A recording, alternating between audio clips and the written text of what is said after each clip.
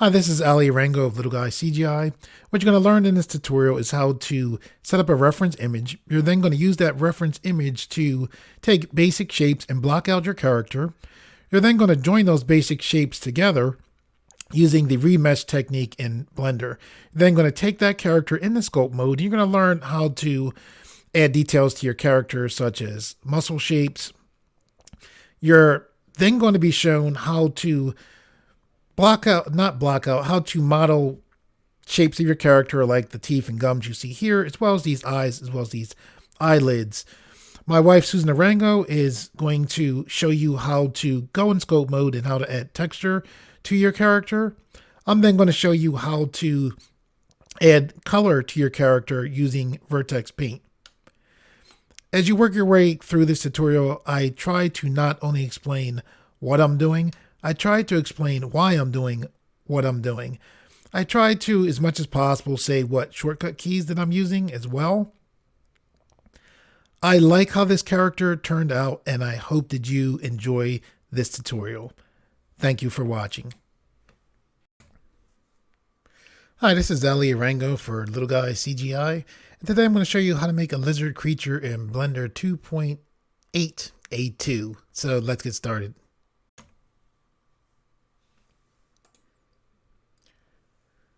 Okay, in Blender, I like to have my view set up where I'm going to press the N key, and I'm going to go to View. I'm going to go to where you see this 3D navigation. I'm going to select this triangle here, and you can see the views right here. I like this just because I can just reach up and just left click here. It doesn't take up that much space. To have this 3D navigation view show, you need to go to Edit, Preferences, look on add-ons, and then you're going to put a check mark next to 3D nav like you see here. Okay, one of the first things we're going to do is we're going to bring in our reference image. The reference image is just a quick drawing I made. We're not going to totally go by this. It's a guide to go by, helps with proportions, things like that. So I'm going to select front here to go to front view.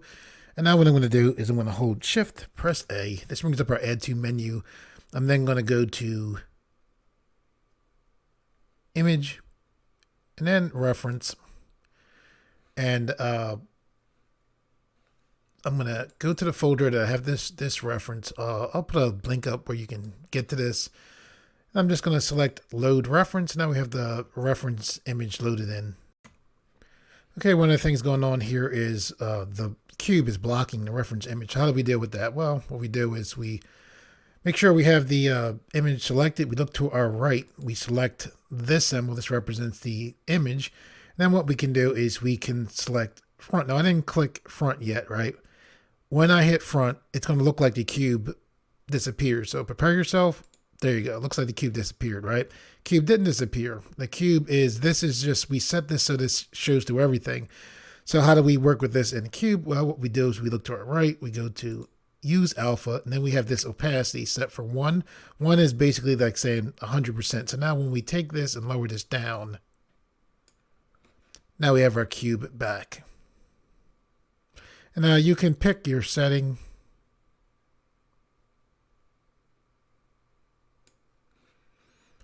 I'm good with that for now. Okay, so when I bring in a reference image, typically I use the cube as like the reference. Like the cube, when I think of the cube, I think of it as being like the size of the upper part of the head, right? So with this image selected, I'm going to press S to scale. The reason why I'm telling you, just want you to have like a guide to go by. So here's the head. You know, this isn't exactly like the size of the head. Like this is actually still bigger than the head. I'll make this bigger. There we go. So that's just what goes through my mind when I'm like working. So what I'm doing now is when you work in 3D, if you haven't worked in 3D before, one of the nice things about 3D is because a lot of times you work on bisymmetrical creatures like this, like one side is the same as the other side, we'll use either a mirror modifier or symmetry and sculpt. And that allows us to effectively do half of the amount of work that we normally would do. So we line this up right on the center. We use this as a line. And what we're going to do is once this is positioned and for the most part it is for the front view. Then we'll duplicate this, turn this to the right, and then we'll line up the side picture as well. Okay, so we can work with how this is now. So we were grabbing and moving this around, right? We don't want to be able to grab this once we duplicate it. So I'll show you how you can set this up so that you won't grab this by accident. For now, though, what we're going to do is we're going to, with this selected, we're going to hold Shift, press D.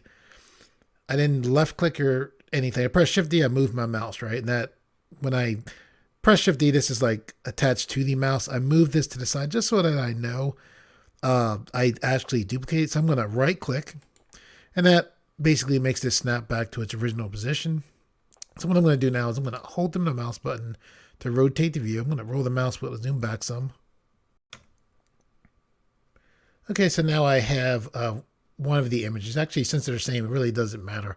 What I want to do is, from the front view, this is like totally front, right? I want to have a view from the right. So with one of these images, most likely, I'm assuming I have the duplicate selected, I'm going to press R to rotate on the Z axis, 9, 0. And you can see that turn there. Then I'm going to press Enter to lock that in.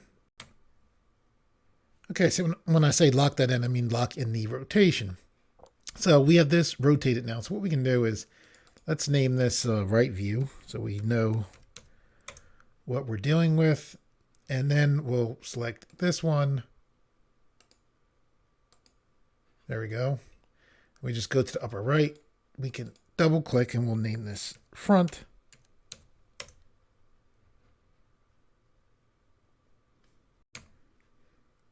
Okay, now what we're going to do is we're going to go to the right view. So here's the right view now, right? So we'll select this and we can see that, you know, when I clicked here, sometimes what I'll do is when there's like a duplicate object, I'll look to the right and I'm like, oh, okay, I do have the right image selected. So this, when you set up your front and your right picture, right, you want them to be the same as far as like the heights that they match up so you can model. So what we want to do is we're just going to push this forward. So I'm pushing this forward. Typically, even to this day, I've done many tutorials and many models of different things. Sometimes when I push this to the side, I'm like, oh, this shouldn't match up with the head, the body. Typically, I'll go for like the main mass, you know. Then I'll adjust things as they need to be. So we have this set up for the front. So, I mean, for the right, sorry. If you're concerned about which view you're in, if you look to the upper left, you can see we're in a right orthographic view. I'm going to select front to go to front view. And see that line, when I first went here, I saw that line and I'm like, what's going on? But this is the important thing, is that cube. Where the cube is at is the important thing. So don't let this line like get to you, right? It's the cube, because the cube is what we're modeling. So I'm going to select front again. Okay, looks decent.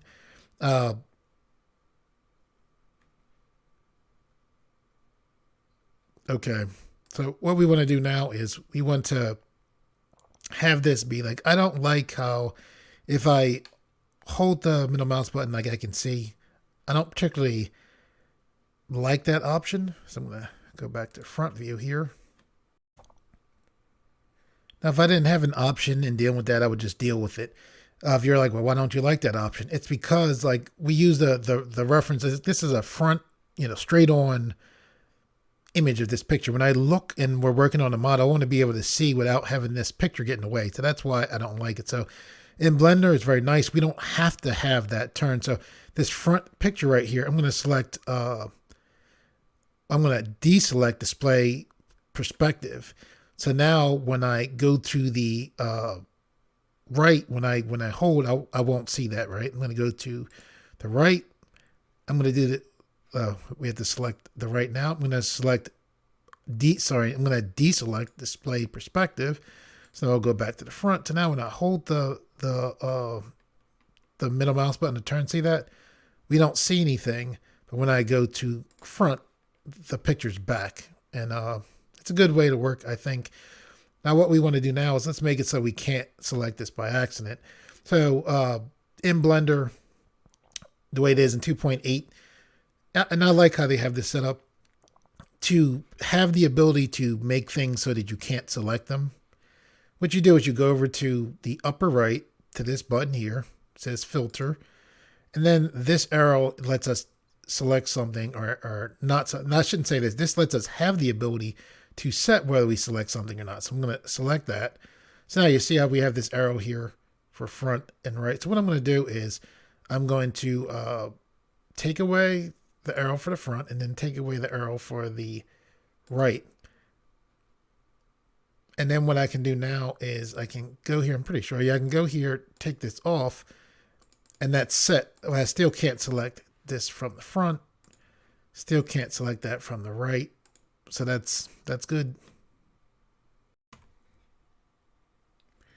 Okay, so what we're going to do is we're going to start making up shapes. We're going to use these shapes to block out our character. It's important, like shapes that are going to be like for the torso area. This cube is directly in the center, right? So we want to leave that directly in the center. So things for like the torso there, things like for the head, you want them to be directly in the center. Because why move that? Now, when there's things where like we're working on the shoulder and the arms, when you make a shape, you can pull them off to the side because they're on the side, you know. So anyway, what we're going to do is we're going to take this cube, we're going to move this up like that. Okay, so this is my current way of doing this. By the way, if you want to manipulate your view, if you left click here and rotate, you can rotate there. Of course, you can hold them in a mouse button and rotate, which is what I'll typically do. This here is very nice for when you're working on a tablet. It's just very nice also if you just want to use one hand. You can also left click here, drag up and down to zoom in and out. You can left click and pan very easily there. If you select here, you'll go to camera view. If you select here, this should take you into orthographic view. Orthographic view, by the way, is kind of like a blueprint view. It lets you see 3D objects as if they were 2D. Very useful. And typically, like you'll rotate your mouse, you'll go back to perspective view, which is like how you see things regularly. Okay, this method that I'm about to show you here, I like this because it's very similar to drawing. Like it's you can kind of like think how you want your character to look. I'm gonna left click on this pan, and the first thing I do is I'm gonna go to edit mode, and then what I'm gonna do is press S to scale on the Z axis, right? So when I say Z axis in Blender is up and down. So when I left click and drag to the side, we are scaling this up. Now this right here tends to be like the most basic shape I use for making a character here. What we're going to do now is, now that we have this shape, you don't have to come back here. Typically what I do is I'll go to the subdivision surface, right? And what you would do is you would put a subdivision surface on here, right? Or you can hold Control and press 2. Now when I did that, see this says sub D, that stands for subdivision surface. So that Control 2 made a subdivision surface with 2. All right, so these steps here are important in the order that I do them, right? Now you see how that rectangle cube got made, like it's like this circular, right? What you want to do is go to the upper left, go to edit mode. When you're working in 3D, particularly like when you're doing box modeling type stuff like we're doing this, we're going to be mostly sculpting here, but in the beginning we're kind of like doing box modeling. Loop cuts are extremely important. Use loop cuts a lot, a whole lot. So to do a loop cut, you're going to hold Control, while holding Control, press R. That put a loop cut in. You can see that yellow line, right? I'm going to left click my mouse one time. Actually, not one time. Oh yeah, okay. I'm going to left click it one time, right? When I left click, that loop cut is locked in, right? But not totally locked in. What I mean is I can push this loop cut up. Now see how as I push the loop cut up, the end becomes like more straight, not totally to a cube, but more less roundish. That's what I want. So I'm going to left click a second time. Now I left click the second time, I lock that loop cut in. All right. I'm going to left click on nothingness to deselect. Then what I'm going to do is I'm going to hold control, press R, that put a second loop cut in. All right. So I'm going to left click once. That locks in like, okay, I just want the one loop cut now. I move my mouse. And the reason why I'm going down is because I don't want this to be so rounded on the end. So I left click a second time to lock that in, right? So now I'm going to left click to deselect, right? I'm going to go to the upper left, go to object mode. And what I want now, because we're going to be sculpting, is I want this to be applied. So with a subdivision surface, what's nice is you can take the detail up, you can take it down. You can, with having the subdivision surface not applied, you can put more loop cuts in. We're going to be using this to sculpt.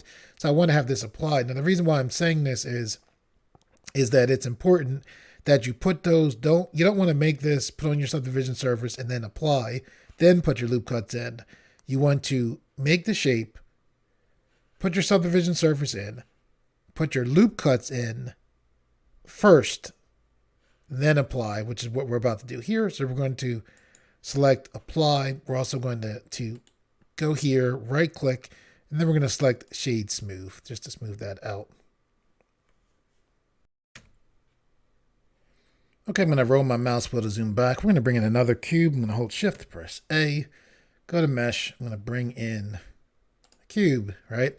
It's important that this 3D cursor is right there in the center. By the way, if I hold shift and press R, I can move the 3D cursor, right? Remember, I just told you it's important to have this in the center. So how do you get this back to the center? Well, you hold shift and then you press C and the 3D cursor will jump back to the center.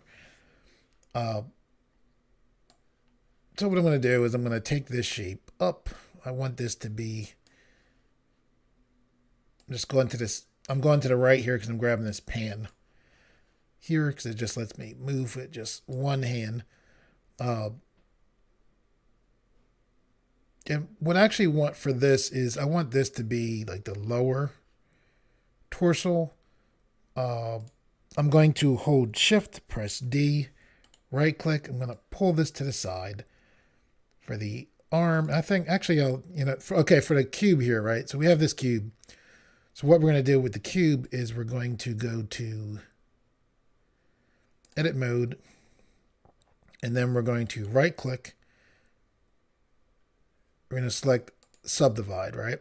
So I subdivided the cube. What I want for the cube to be circular. So I go down towards the lower left, see the subdivide menu, select this arrow, and then what I can do is I can, I'm actually going to take this up.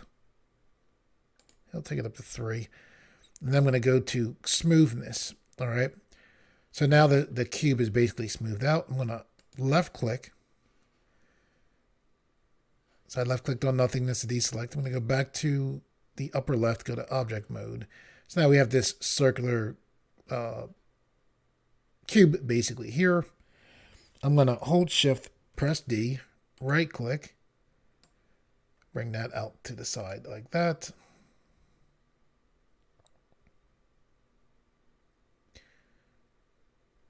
This is a good start for the different things we need. I'm going to hold shift, press D, right click, because I'm about to use this right here. I'm going to left click on nothingness to deselect. Okay, so we're making up the basic shapes that we're going to use to block this out, right? When I did a similar technique since I've been doing more sculpting type tutorials on Blender. When I did the other sculpting tutorials, blockouts, to join the shapes together, I had to use, as far as I know, I had to use the Boolean modifier, right? The Boolean modifier had some issues where sometimes if the Boolean modifier didn't like the shape, shapes would disappear. Now to join the shapes in Blender 2.82a, we have the remesh technique. And the remesh technique lets us join shapes lets us to join shapes in a better way than the Boolean modifier. So you have more freedom with how you work with shapes and what will be taken and used as far as shapes. So that's the methods are similar to if you've seen my some of my other sculpt and block out tutorials, but different. I would say better now than then. There's actually a lot of improvements just in between Blender 2.8, 2.8, and then 2.8 2A. Surprising improvements. A lot of those improvements help a lot with sculpting. Anyway, with all that being said, so we have this, subdivided cube right here, right? So what I want to do with this is I'm going to hold control, press 2. So we put this subdivision surface on there. The reason why we put this subdivision surface on here is because we want even more geometry than we already have with this cube. So what's going through my mind now is I'm like, okay, do I want to keep it here or do I want to take this even higher as far as geometry? So I'm going to apply that. And then what I'm going to do is I'm going to push this down to here. If you want to zoom in, you can roll your mouse, but if you want to, not but, if you want to zoom in, you can hold Shift and then B. And this lets you draw kind of like a zoom window, lets you zoom in. It's very quick, very useful. So I'm going to press S to scale, right? Actually, so what I'm doing now is I'm like, okay, this is the same width as the waist of this creature. Now I want this to be right here, right? So I'm going to pull this up and I'm looking here. Now what I want to do is I'm going to cut this in half. So this is in a position where I want it to be. Okay, so I'm going to right click here, select shade smooth. And then what I'm going to do is I'm going to go to the upper left, go to sculpt mode. Now here in sculpt mode, it's important to know that as soon as you come into sculpt mode, there's a kind of symmetry that's activated. What you do on one side will be done on the other side. This typically outside of sculpt mode, you have to use something like the mirror modifier or some other kind of option. Typically it's the mirror modifier. Just want you to be aware of that. Also in sculpt mode, the way we're going to cut this in half is we're going to use masking to cut this in half, right? Outside of sculpt mode, typically, if you selected something, you would just select what you see. I'm pretty sure by default for Blender. And here, we're going to select this top and we'll select the front, which is what you see, as well as the back. All right. So what we're going to do is I'm moving my mouse to the upper left just so I have a room to draw a square over top of this. So I'm going to press B. That activates our mask. I'm going to left click and drag. I'm going right beneath these abs here. I'm making sure I'm getting the whole top of that circular shape. Then I'm going to left click, right? Okay, so now we have this top part here selected. So what we're going to do is go to the upper left, go to mask. We have all these nice new tools here. The one that we want is mask and slice fill holes. So we're going to left click. And what happened is Blender took away that top part as well as it filled in, which before would have been, as far as I know, before would have been a hole. So I'm going to hold them the mouse button to rotate. Now be aware of this. We use the mask to slice this. So what you want to do after you slice, try to remember this, is hold Alt and then M. You can see a slight change. That takes away the mask, right? So you might sit there and say, well, what is this here? I'm not sure. To be honest, I'm not sure. I think this might be flip normals. However, if we go out of sculpt mode, right, go to object mode, and then we come back to sculpt mode, we can see we don't see that, like that black color, which looks like a mask. So anyway, what we're going to do is we're going to go back to object mode. Then we're going to select front mode. So now we have this shape, cut like how we want it to be cut.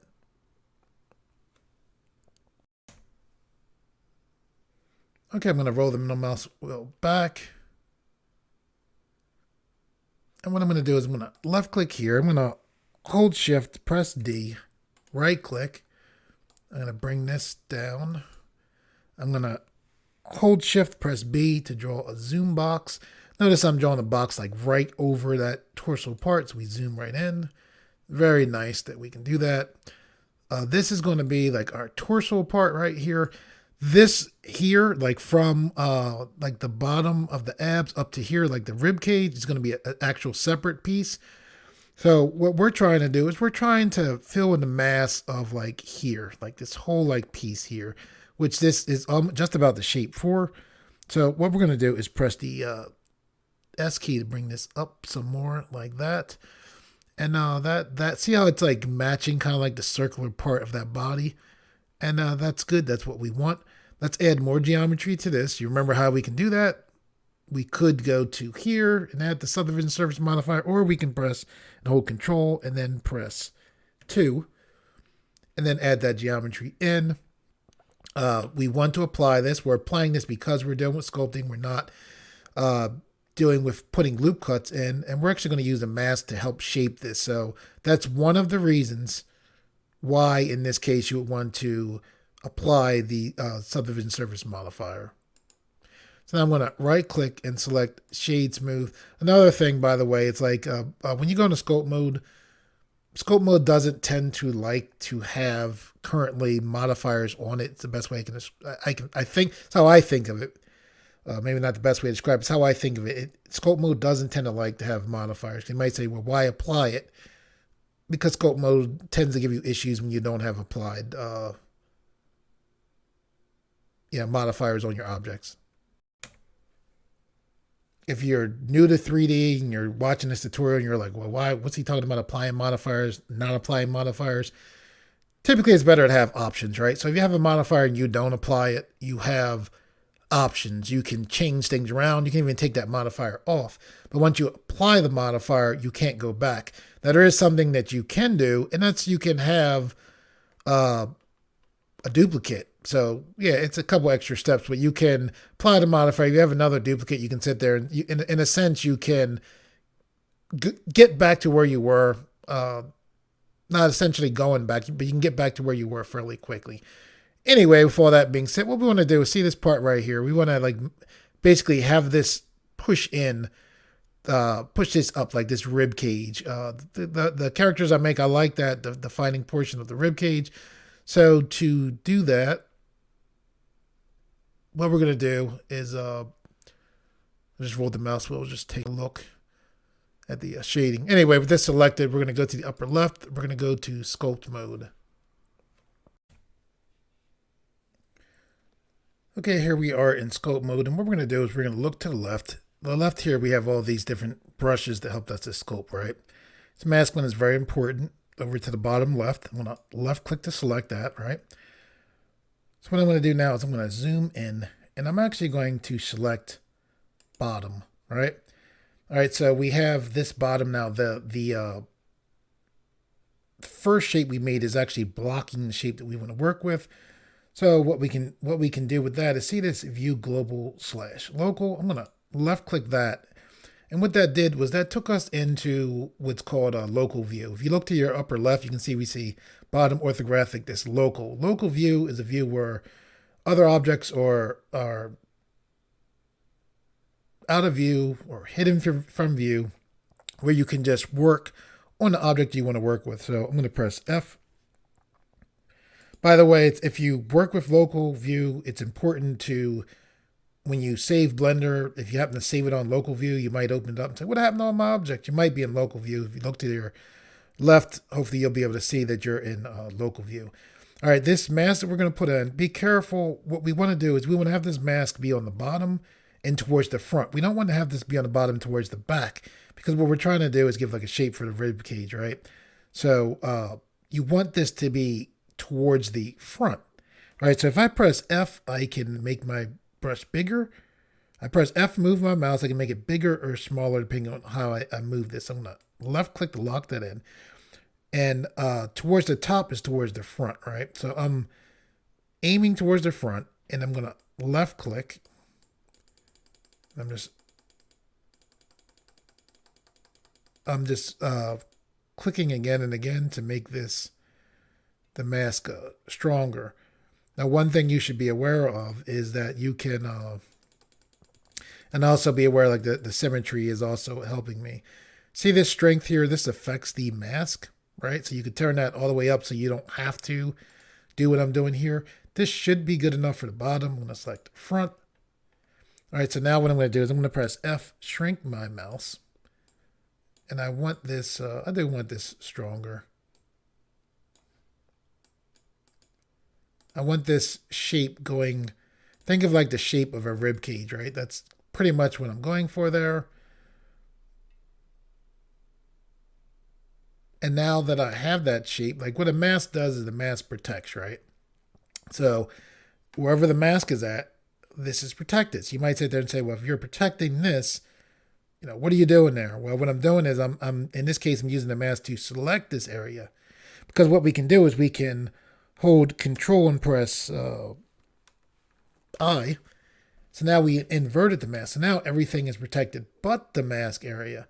And that lets us, a nice way for us to make shapes. I like the blob brush a lot because it works very quickly. So what I'm going to do is press F, make my brush even bigger. Typically, when you, the blob brush makes things come out. However, in Blender, if you hold Control, you'll do the reverse of, you know, what the default is, which things you will come out. I'm going to push this in. So I'm holding Control now, and I'm going to left click, and I'm aiming towards the front. Be careful about this back. If you get too much towards the back, you'll have geometry like start going inside of itself. You don't want that, all right? So be very careful about the back. You don't want this geometry going through the back, all right? So typically I would recommend you shrink your brush. Again, I just want to stress that back piece there. This should be good for the front. I'm going to hold Control and a few more clicks. You want to be careful about the front as well. I'm going to select front to take a look at this. Now I'm going to hold Alt, press M to take away that mask. And now what I'm going to do is I'm going to go back to front. I'm going to select View Global / Local, and then go back to front again. And now we can see here's a shape with our other shapes there as well. Okay, I'm going to zoom back. I'm going to hold them in the mouse button. I'm just taking a look from the side. I'm going to go back to front view again. Okay, I had mentioned to you that we would use this for like the torso piece. Yes, it's elongated. Let's go to object mode. It's elongated. It's fine because what we'll do is hold shift. We'll press D. We'll right click. Typically when I duplicate, I'll right click to get the duplicate to stay in place. That's what I'm doing when I'm right clicking. So shift D duplicates it. I like having control when I move it. So I'll move it typically using this manipulator here. So now what I'm going to do is I'm going to push this down like this. And then what I'm going to do is I'm going to press S to scale on the Z axis like this. Now, once we start getting shapes like numerous shapes, one nice thing we can do is like they're all the same color. And this is, I think, spectacular. This was new to Blender 2.8. We'll select here, right? And then what we can do is we'll go to random. And what that does is that gives our objects random colors, which is nice. By the way, if you want to change the color of an object, like this is cube.006. If I double click here and I change the name, so I'll change this to torso, right? Pay attention to the color. I didn't press enter yet. Watch this. See that? So when I change this name, I'm able to change the color. So if you're like, you don't like how the color is, you can just change the name and Blender will pick a different color. I thought that was interesting to know about. Okay, what we're going to do now is we're going to push this down into place like this. Let's press S to scale on the X axis to make this wider. Like that. I'm going to select this here, this bottom piece, press R to rotate on the X axis. Tilt that down slightly.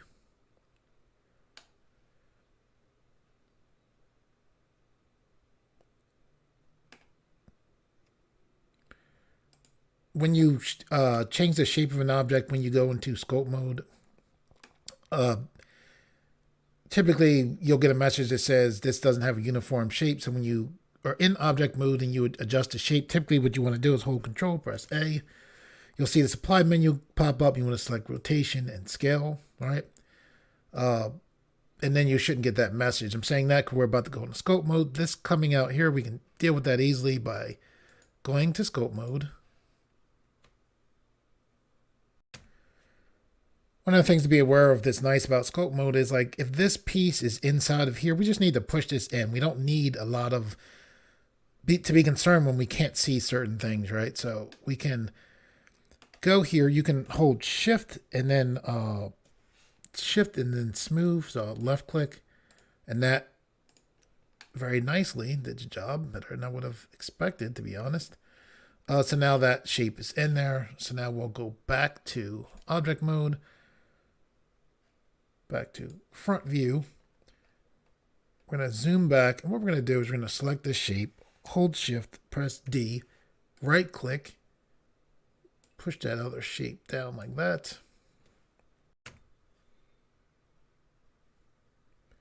Okay, and what we're going to do with this is let's zoom in. I'll take the hand here to pan. I'm going to press S to scale on the Z axis like this. Go to the side, press S to scale on the Y axis like this. And I'm going to push this down. Now, what I'm doing, one of the things to take note of is these objects here are right in the center, so I don't have to adjust them.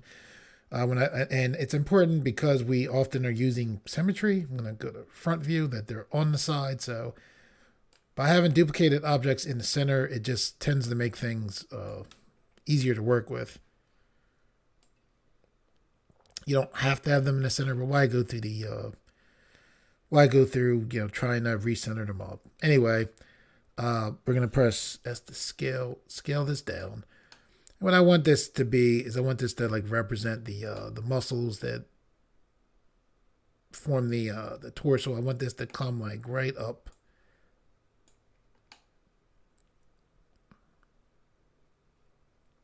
to the front there.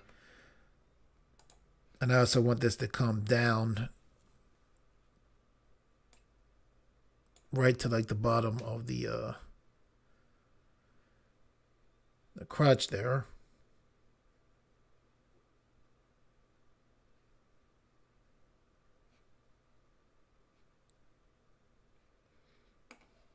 Just taking a look. That's what I was doing when I was rotating. And what we can do now is we can start, working a little more quickly placing body parts for this front view. Now, what we're going to do as far as placing body parts, we're going to place body parts on this side, and eventually we'll use mirror modifier to duplicate them to the other side. So typically what I like to do is when I take like this shape, right, I think of this as being not the flesh, but the bone here and the bone here. And that tends to work well for me as far as sculpting. So I'm about to scale this down. When I'm scaling this down, I'm going to think of this as the width. Even though I'm going to scale the whole thing, I'm thinking of this as the width. So I'm going to press S to scale and scale this down. So you're like, well, why are you thinking about just like the width when you're scaling the whole thing? Because I can scale from up to down, right? So long story short, I'm thinking of this as being like a bone. I'm looking at this here. I'm thinking about placing this here. I'm like, okay, I want this to be like from here to here, right? So just letting you know what's going on in my mind. So even though I'm scaling the whole thing, now I can go like this, S to scale on the Z axis like that, right? So now I bring this over. As a matter of fact, let me hold shift, press D, right click to have that. I'm going to press S to scale on the Z axis to shorten that slightly. So I'll push this into place here. Now I'm going to press, because we're in a front orthographic view, like you see me doing art of rotate on the X axis, Z axis, things like that. But we're in the front view, front orthographic view, I should say. When you're in front orthographic view, you can be fairly safe to rotate. So I want to rotate this out, right? Because we're in a front orthographic view. It's kind of like rotating on an axis. Why is that important? That's important because if you rotate freely without thinking about where you're at, you'll tend to lose your way as you move around 3D space. You'll find that as you work in 3D, if you limit yourself, there's actually strength in that limiting. Because when you just rotate, like without being an orthographic view or on an axis, you'll look, you think something's in the right place in 3D, and then you look and it's not, because it's not 2D. So you're better off limiting yourself. The reason why I'm saying that is I don't have to do an axis here. I can just press R to rotate, and this will rotate cleanly. Because it's going straight up and down, it'll just rotate to the side. I'm going to press R to rotate. And another thing, because this like x-axis would be like rotating like back and forth. Like imagine a leg, if he was like kicking something, that would be typically like the leg would be rotating on the x-axis. And then for this rotating, I believe this would be on the y axis, I think. Anyway, you can just rotate, So we're rotating, we're putting this into place. And I'm thinking of this as being like the bone that we can put muscles on top of. Is what's going through my head as I position that. So I'm going to left click to deselect. Okay, so we'll select here. So why are we selecting there instead of selecting this? Well, if we selected this, we'd have to position it and all the other stuff. Here, this is straight up and down, so this is the safer choice. So we'll hold Shift, we'll press D, right click. We'll push this down. I'm going to press S to scale on the Z axis slightly. And we'll move this over. So right now, we're not even really concerning ourselves as far as like the right view. We're getting things lined up as far as the front view. Press S to scale on the Z axis, and then we'll deal with the side view. So we'll press R to rotate slightly. One of the things to consider when you're like if you're drawing an image and you're like you're using your own image, your own drawing to follow along with this, be aware of like the placement of the legs when you are sculpting and using things like the mirror modifier. If your legs are too close together, typically what will happen is you'll have issues. You want to make sure there's enough space between your different limbs. Okay, so let's set up the legs. We'll select here, hold Shift, press D, right click. Looks a little too long, so I tend to get enough space in between. Like if you start scaling, your mouse is here, it's like you have like this little bit of space. But if you move your mouse out here, it's like you press S, you get that nice bit of room to scale. So I'm gonna push this to the side, and look at that. That's let's Shift D, right click, because this is straight, and this is pretty much straight up and down. So now we'll take this, push this over, we'll move this up, and now we're going to press R to rotate. Remember, we can rotate here without the axis because we're in the front orthographic view.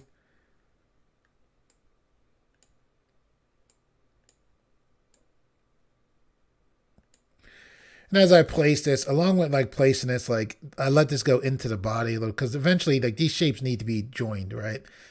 Now there's going to be shapes on top of them. However, it is good to, I think it's good to have them pushing into the body so you have a room for them to be joined. So I'm going to select here, move this up, move this over like this.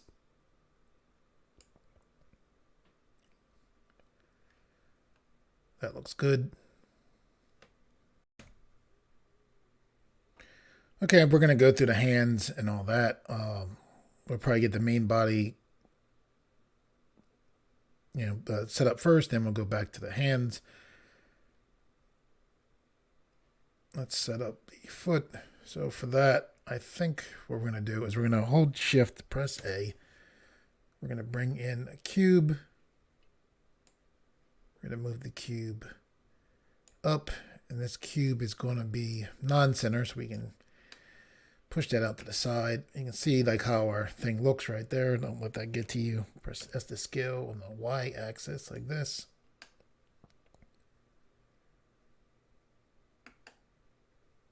We're gonna hold Control, press 2.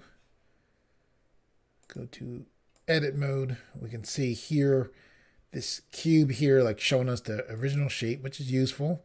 So we're going to press R to rotate. We'll move this up like this. I don't like it totally sharp. I'll rotate so you can see what I'm doing. Control R. And when we move, and when you put loop cuts in, you make things more like the shapes. Yeah, these two shapes are flat there. Now we want to have the side here too. So I'm going to hold Control, press R, left click. I can move this to the side. See how when I move that loop cut close to the side, it flattens that out. Control R, move it to the other side. I left click once. And by left clicking once, I'm able to move the loop cut. So now we have this fairly squarish shape here. If you didn't want to see that cube there, if you're like, how do you get rid of that? By the way, you could select this triangle here, which is fine if you want to leave that off. I'm going to leave it off for now. We're going to go to object mode, and then I'm going to apply that shape.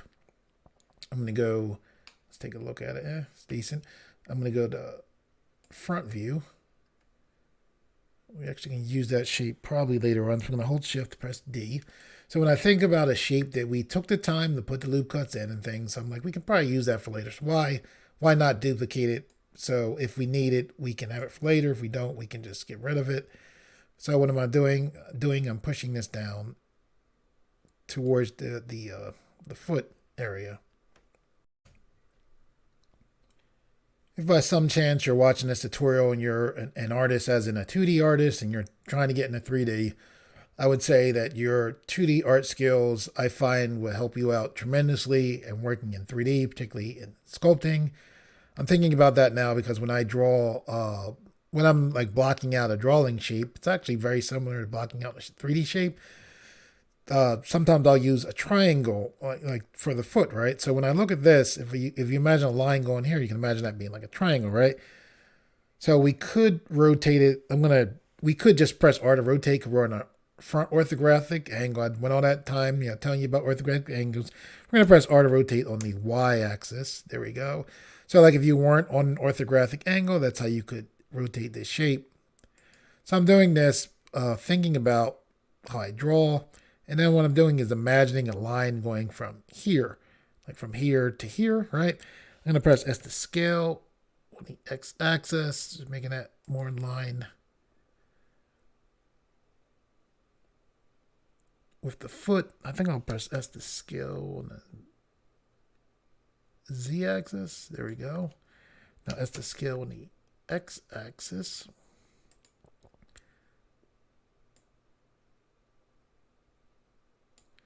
Again, I'm just thinking about that line there. So what we can do here is we can go to scope mode.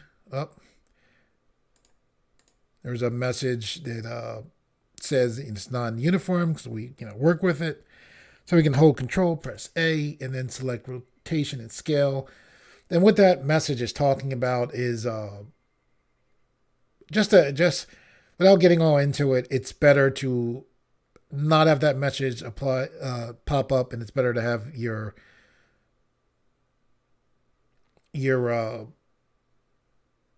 shape with the applied transforms on it for scope mode. Anyway, we're going to go to the upper left. We're going to go to scope mode, and here in scope mode, we're going to use a mask. I'm going to press F to shrink my brush. I'm going to zoom back. I'm zooming back so I have enough room to draw that mask. So I typically go to the side to give myself enough room. I'm going to press B. I'm going to left click up, and I'm dragging right along that bottom area there. Up. Okay. See how, okay, this is a good thing actually for you to see. See how this is like this, not smooth, right? It's because we don't have a lot of geometry. So when I was putting the subdivision surface on, that's one of the reasons so we could draw smooth masks. So I'll hold Alt and press M. That takes off the mask, right? We'll go back to object mode. With this selected, we'll hold Control, press 2, right? And then we'll just apply this, right? So just that quick and putting that on, adding that geometry. Now we'll go back to the upper left. We'll go back to sculpt mode, zoom back just like we did before. We'll press, I'm going to press F to shrink my brush. I'm going to press B, left click and drag up. Draw that mask. Look at the difference in having the extra geometry. So now with that, we'll go to mask. We'll go to mask, slice, and fill holes. And then remember, we want to get rid of that mask. So we'll hold Alt, press M. And now we'll go back to object mode. If we came back to scope mode, everything should be good as far as that. This is decent for now. Okay, what we're about to do is start working on the head. So I'm going to hold Shift, press A. Our 3D cursor is still in the center. That's important because Blender tends to bring objects into Blender on the 3D cursor. So what we're going to do is we're going to go to UV sphere. Here's our sphere. We're going to move this up towards where the head is at. We're going to hold Control, press 2, and then we're going to apply that subdivision surface. We're going to, it's nice that Blender has this circle so we can see what's going on. What we want to do is shrink this down so it matches up with the head here, like that. Now what we're going to do is we're going to go to the right view. So since we're in the right view, let's push this to where it's supposed to be. And what we're going to do now is see this line right here. That line is useful because what we're going to do is we're going to hold Shift, press D, right click, we duplicated the sphere. We'll push this down to where this line is at, where the eye line is at basically. Then what we're going to do is push this forward like this. So it's always like you can imagine like a diagonal shape going from the bottom to the top of the head like this, which is what we want for now. Since we're here, this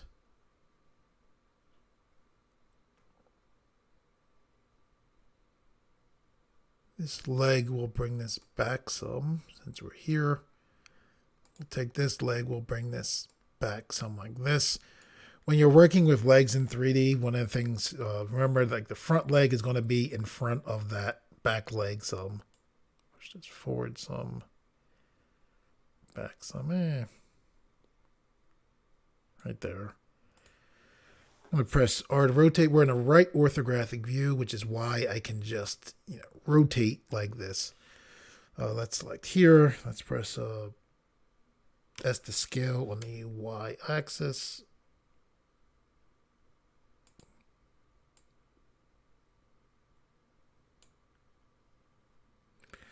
S to scale on the Z axis.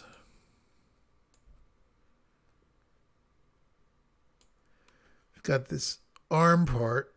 I'm going to select there, hold Shift, select this other arm part. I'm going to bring this back some, like this.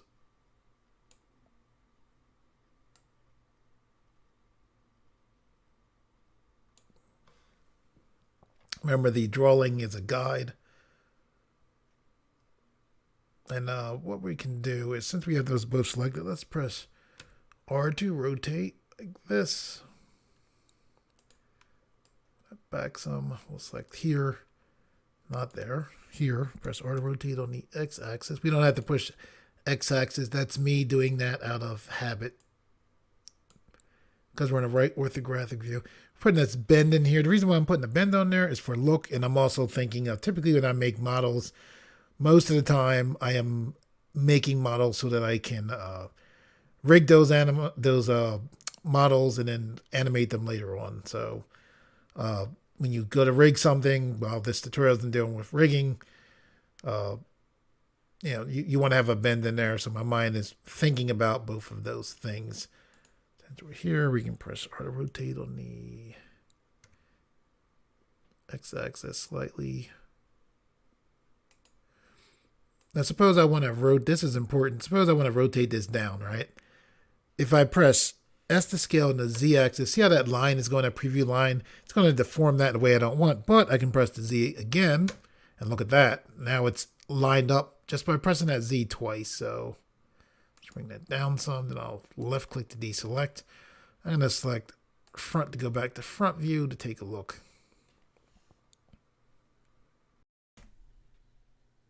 By the way, on the side where I was just saying rotate that down, I meant scale down. I'm going to go to the right, go to front view. I'm going to select here, press S to scale on the Y axis. My thinking here is I'm like, we have that shape for the foot that comes out here. So why not just have this be this part? Let's go back to the front view and then select this, hold shift, press D, right click, bring this down, push this over.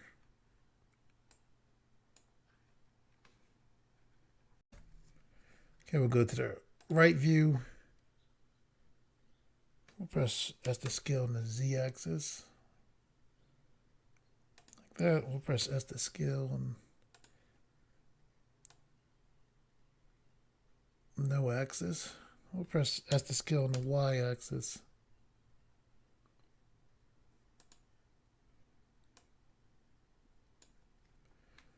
For now, I'll left click to deselect.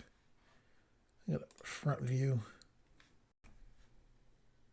Okay, let's go back towards the head.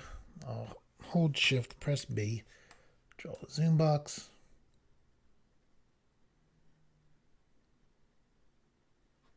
I'm holding the mouse button. One of the things we want to do is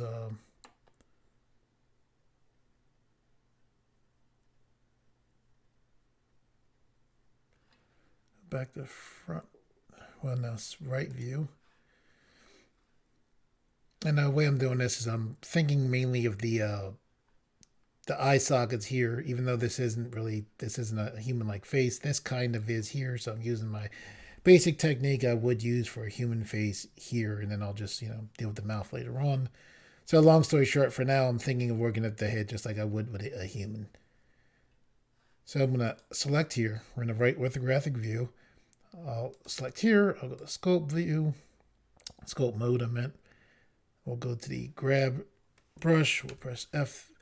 And typically when you're working with a human view, you want to have this circle so you get like from the front that circular part. And then you drag this back. So I'll zoom back some. I'll make my brush bigger. And when you're dragging this back, you're dragging this back to make it essentially almost like flat with the front of the face there. It's my technique. There's all kinds of different techniques. This is the one I use working on a human face. We'll go to the front view, then we'll hold shift. I'm going to press F to shrink my brush. I'll zoom in by rolling in. I'll hold shift.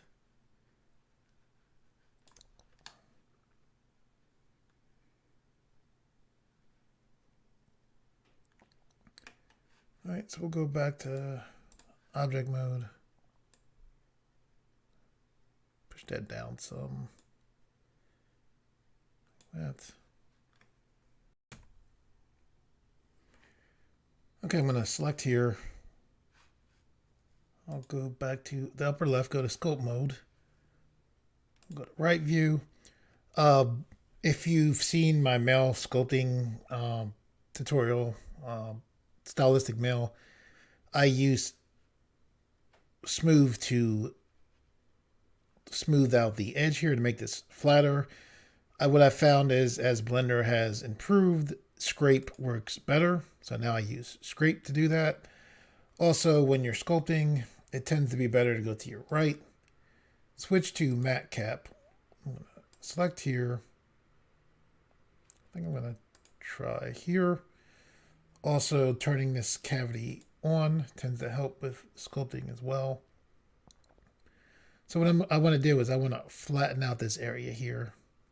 So we're on be aware we're on a right orthographic view, all right? That's one of the reasons why this is working how it is. You see we're in the right orthographic view right there. And when I'm working on a human head, I flatten out these circles with it angling in towards this way, if that makes sense. So that's what I'm thinking now. I'm like, okay, this is flat. I want this to angle in more that way. So I go back to right view, left click and drag, and then I go along that edge and to angle it more towards the front.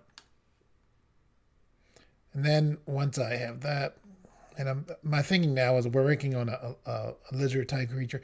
So I'm trying to zoom in, and basically each time Blender is slowing down more. When that happens, you can go to view selected. As soon as you do that, you'll find that your zoom in and out goes back to normal. Not sure why Blender does that. Go back to sculpt mode. We're still in the scrape. I want to smooth out this, flatten out, not smooth, make a flat angle here. So I'll press F, shrink the brush, flatten out the angle here. And then typically what I do is like, I want the eye socket to start like right here, right? So I'll go to the front, and what I do is I just flatten this out. So I'm using the scrape brush, and I'm just going to go across and flatten this out just like this. I'm going to change the matte cap to here.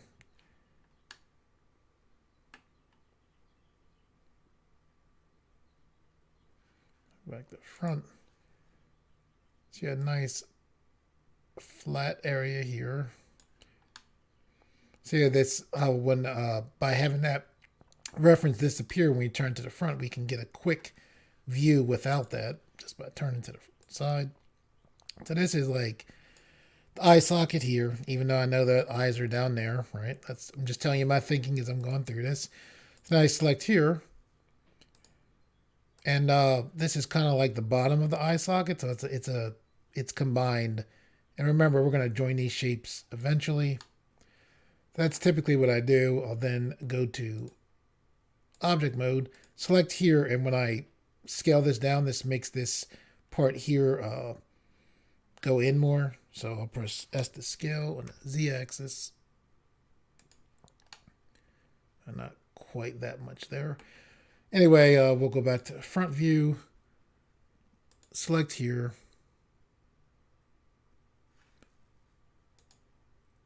sculpting view, press F, shrink this down. And basically my thoughts are I'm thinking of blending these two circles together to get basically a eye socket.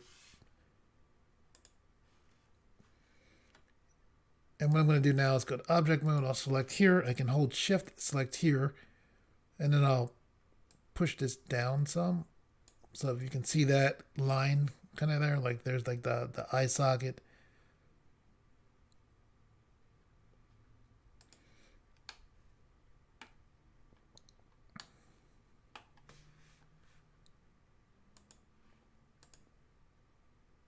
And what I'm going to do here is go to scope mode, go to the grab brush, zoom back, press F.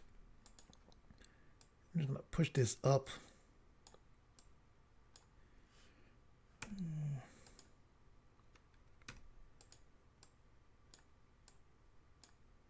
Just so that matches the reference.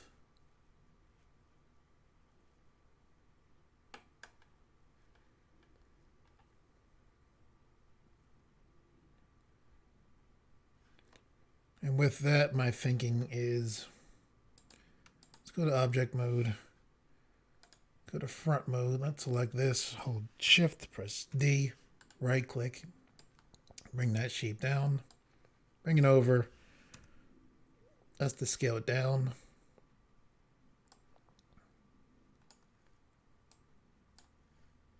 Zoom in, go to right view, push this forward.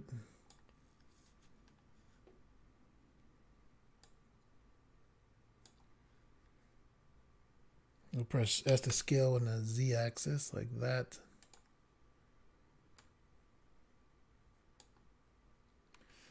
S to scale on the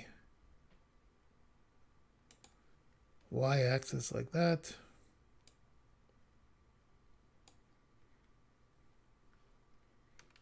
S to scale Y axis.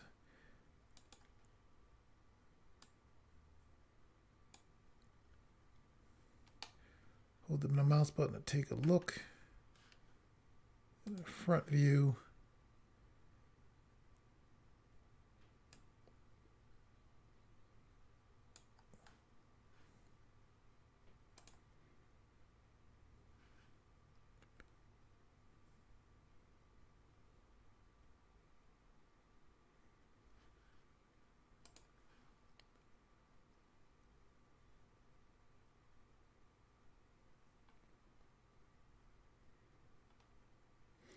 There is, before we'll get the general shape, notice that I brought this in from the side, right?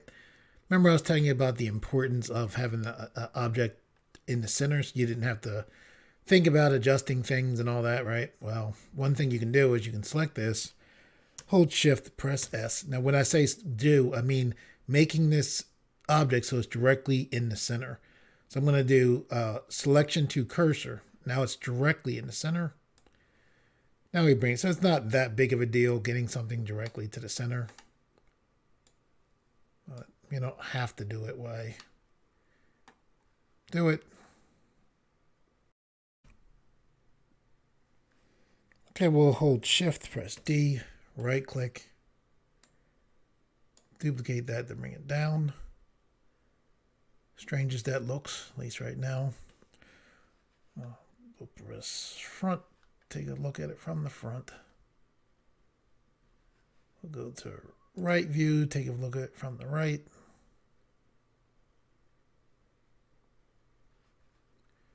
Back to front. Let's duplicate this here. Hold shift, press D, right click. And with this, basically I'm thinking about this space. Like this area here, right? Like that there.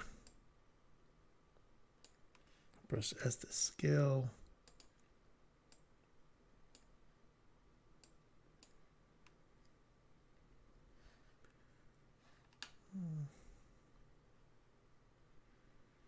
Yeah, it's actually not bad.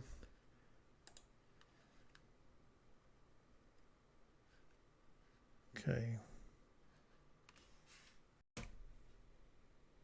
Okay, we're going to zoom back. Select this shape, hold shift, press D, right click. Move this down. We're going to press S to scale on the Z axis. We're elongating that shape slightly. The reason why we're doing this is just rolling the mouse wheel to zoom back, holding the mouse button to rotate. It looks kind of like the shape of a muscle to me. So that's what I tend to use it like.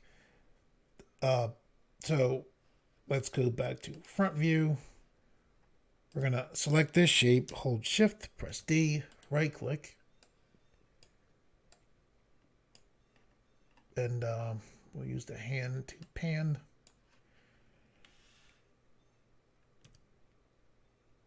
So what we're doing here is we're just putting in the places where you tend to have big, not big, circular shapes at. So we'll put one there. I'm going to hold shift, press D, right click, put one here for later on. Hold shift, press D, right click, move this down over to here like that.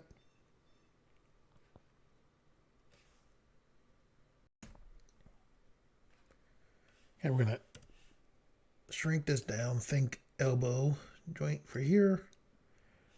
Shift D, right click. Something we can work with the wrist there. Shift D, right click. Think knee joint there. Shift D, right click. We'll push this down around the ankle area. Maybe we'll use it, maybe we won't.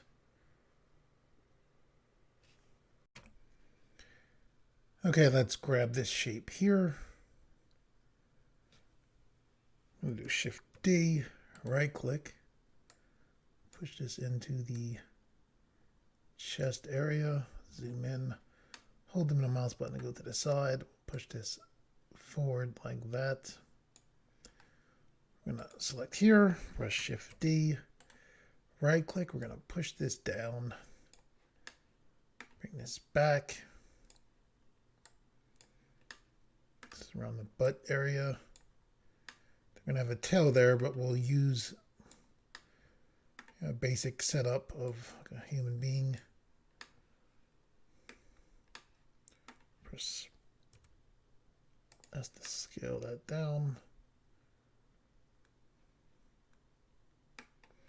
Let's go to right view. Let's select here. Let's go to sculpt mode. Let's go to the grab brush. We'll press F to increase the size. As far as increasing brush size, like if you want to make major changes, I would recommend you increase your brush size. If you're doing smaller changes, keep it shrunk down.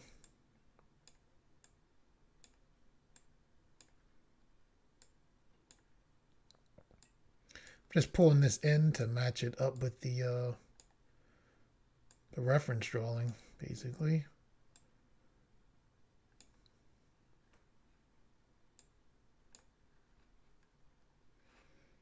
Go back to object mode, back to front view. We'll left click to deselect.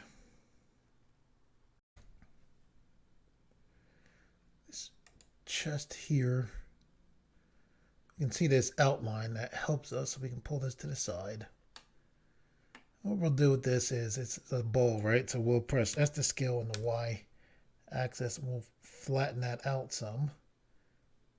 Bring it back. Go to front view.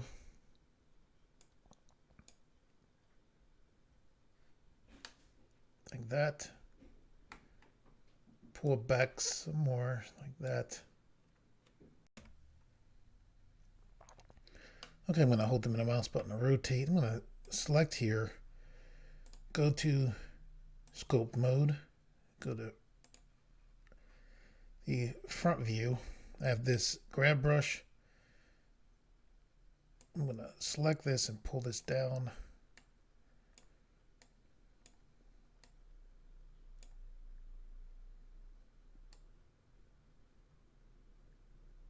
Like that. Go to the inflate brush, zoom in.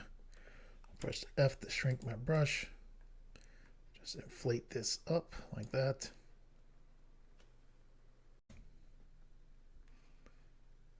I'll go to the upper left, go back to object mode.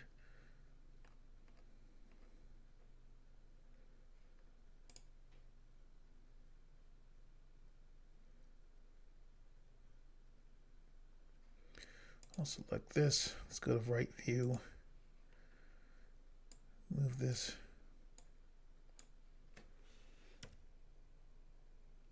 into place like that. We'll select here. Move this down. What I'm doing is fairly quickly. I'll move this actually up some.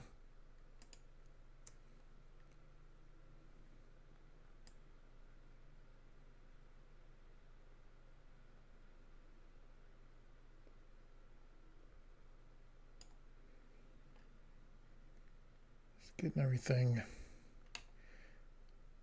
put into place, general place, and we can adjust things. So we're gonna take this, Shift D,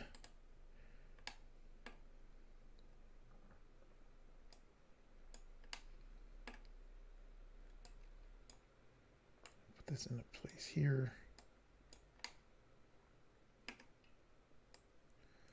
Pull this back some, press to scale on the Z axis like this. I want to rotate on the X axis.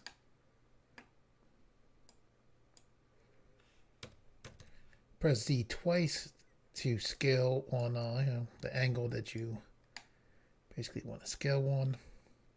And as we're setting these things up, we can move them, adjust them later on. We're just trying to get everything in place. I'll left click to deselect.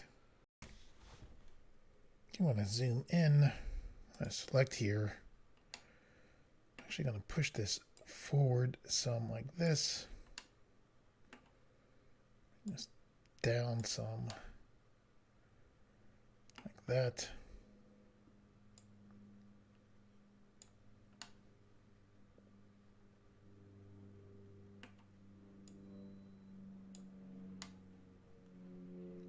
Press S to scale on the x-axis like this. I'll go to sculpt mode. Yeah. Back to object mode. Came back here so I can do Control A, rotation, and scale to apply that. Now I'm going back to sculpt mode. I'm going to hold Shift just to get that to, when I say that, to go behind here. I'll hold Shift as well as the middle mouse button to pan.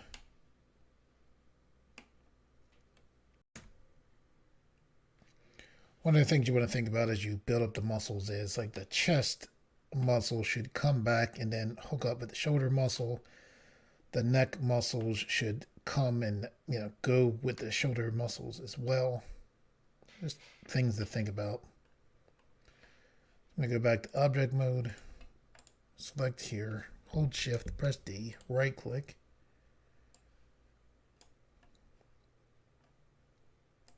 Bring this over. Hold the middle mouse button to pan, S to scale. Left click to deselect. Okay, I'm going to roll the mouse wheel to zoom back. We're going to select here, hold Shift, press D, right click. Let me go to front view.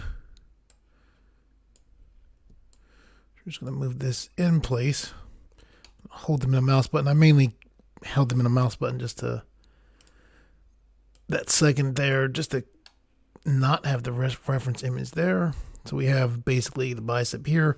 I'm going to hold Shift, press D, right click. I'm just getting the objects in their general area right now. Let's select here. Hold Shift, press D, right click. Take the manipulator, push this down. So we have our quadricep muscles. So basically with the quadriceps, you have three main muscles that show. I'm going to press S to scale on the Z axis. Shift D. Shift D. Just getting them in place. Selecting here, holding Shift, press D. Good old anterior tibialis, depending on how in depth you want to go with the muscle in the front there of the shin bone. It's one of my favorite knee muscles there in the back. Gastrocnemius for the calf.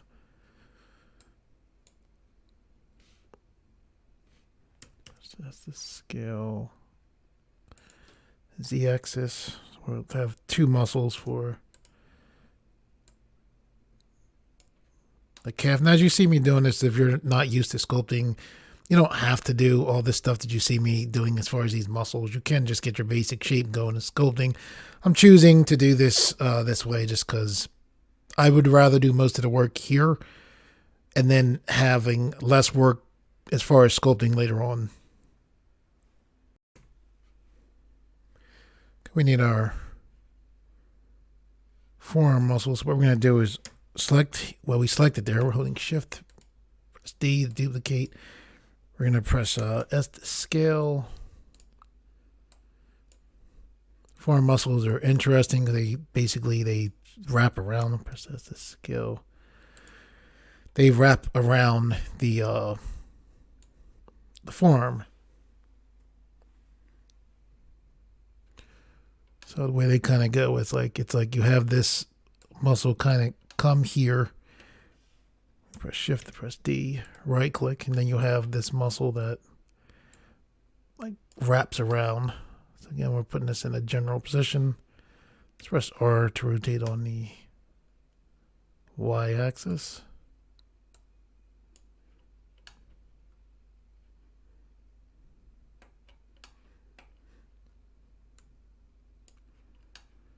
Push that forward some. So what else do we need? We need the traps. Let's hold shift, press D, right click. Traps are short for trapezius, for neck muscles.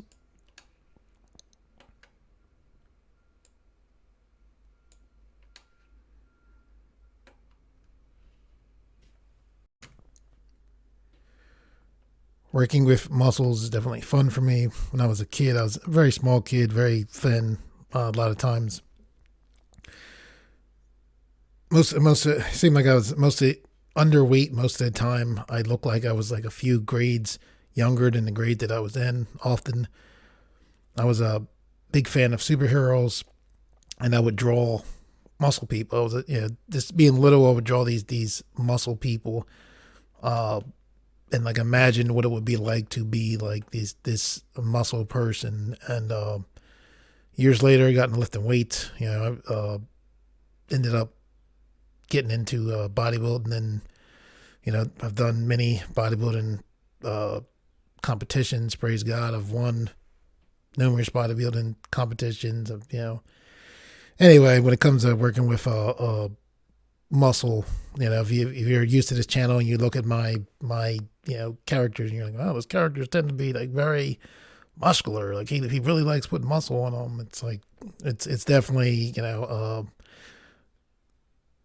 working with muscle, we can just make the muscle and duplicate it, is definitely fun for me. Anyway, let's continue. That was me rambling on. Okay, so I'm just pushing this over some there. So we have most of the things in place. We need 2 other muscles for the hamstring muscles. So I have those 2 muscles there selected. So I'm going to hold shift, press D, right click, and I'll just pull them back.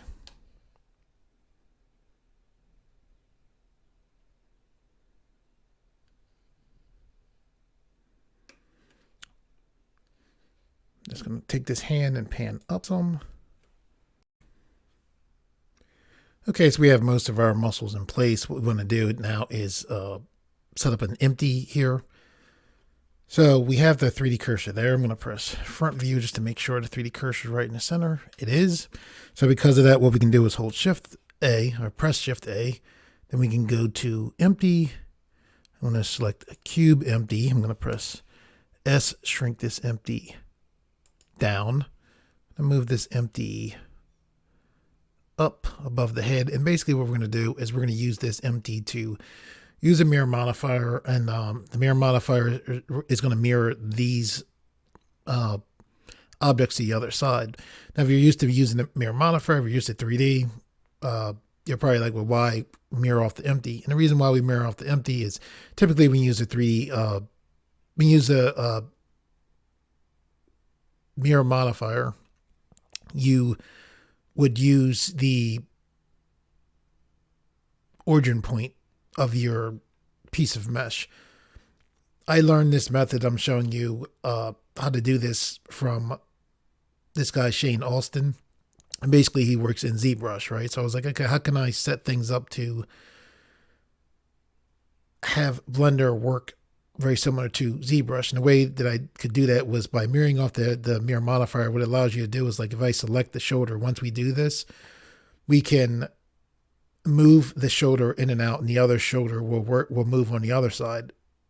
And that happens when we mirror off of something like an empty that's in the center, where if we had the mirror modifier, if we pushed it in and out, we wouldn't have that movement. Okay, so that being said, the way that this works is you select an object. So I'm going to select this chest muscle, right? We'll go to the modifier button. I'm actually going to go to front view. And I have the shoulder currently selected, so I'm going to go to add modifier. And then what I'm going to do is select empty. And then see this mirror object here. So for this mirror object, and we're set for the x-axis, I'm going to select mirror object, and then I'm going to press E. Okay, M, and there's the empty. So now I left click, and now you can see that the shoulder is mirrored on the other side. Okay, I'm going to rotate the view, mainly just to get the back view to not show. So it would be very tedious if we had to select every object and then select the empty object. However, what's nice is we don't have to do that. We do have to select every object that we want to be mirrored anyway. So we'll select, I'm just going to hold shift and select these pieces. Actually, wait a second. I'm thinking just the muscle. I have to select the entire leg. So I'm going to select all of this, meaning the arm parts. I right click I've pressed C for paint select to paint that, by the way. I'm not sure if I said that. I'm holding shift now. I'm going to select here. I'm zooming in just because I was having an issue. Okay, here we go. I was having an issue selecting, so there's multiple ways to select in Blender. C it's fairly quick. So I'm going to right click to get out of paint select, hold shift. Then while holding shift, I'm going to left click on the chest muscle, left click on this, what's going to be a trap muscle. I'm going to hold the middle mouse button to rotate. We've got these things back here.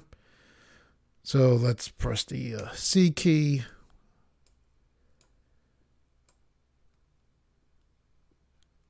I think we have most of that. I'm going to right click to come out of paint select. I'm going to hold shift, select here. I'm going to hold shift and then select here as well. Now I'm going to hold the middle mouse button to rotate the view back towards the front. Notice how I have all of the objects that I want mirrored to the other side of the center line point selected, with the exception of the shoulder. The reason why I don't have the shoulder selected is because the shoulder currently has a mirror modifier on it. So I selected these objects first because I want to select the shoulder last. The reason why I want to select the shoulder last is so that that can be the active object, right? So pay attention to the way that these objects are highlighted, right? So I'm going to hold shift, right? And then I'm going to left click. Notice I let go of shift. Notice that these are highlighted orange, and this is highlighted like a lighter orange, right? This is showing you that this is the active object. So why is this important? Well, this is important because what we're going to do is we're going to take the mirror modifier from the shoulder, which is the active object, and then we're going to copy that to all of these other objects that we have currently selected. So the way we're going to do that is I'm going to hold Control, press L. When I do this, this Make Links menu pops up, and then what I'm going to do is I'm going to go down to where we see modifiers and then left click on modifiers, and you can see all of these objects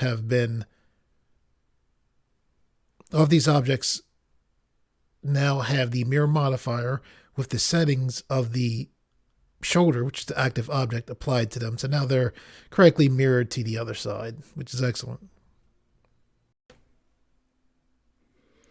Okay, so I'm going to left click to deselect on those objects.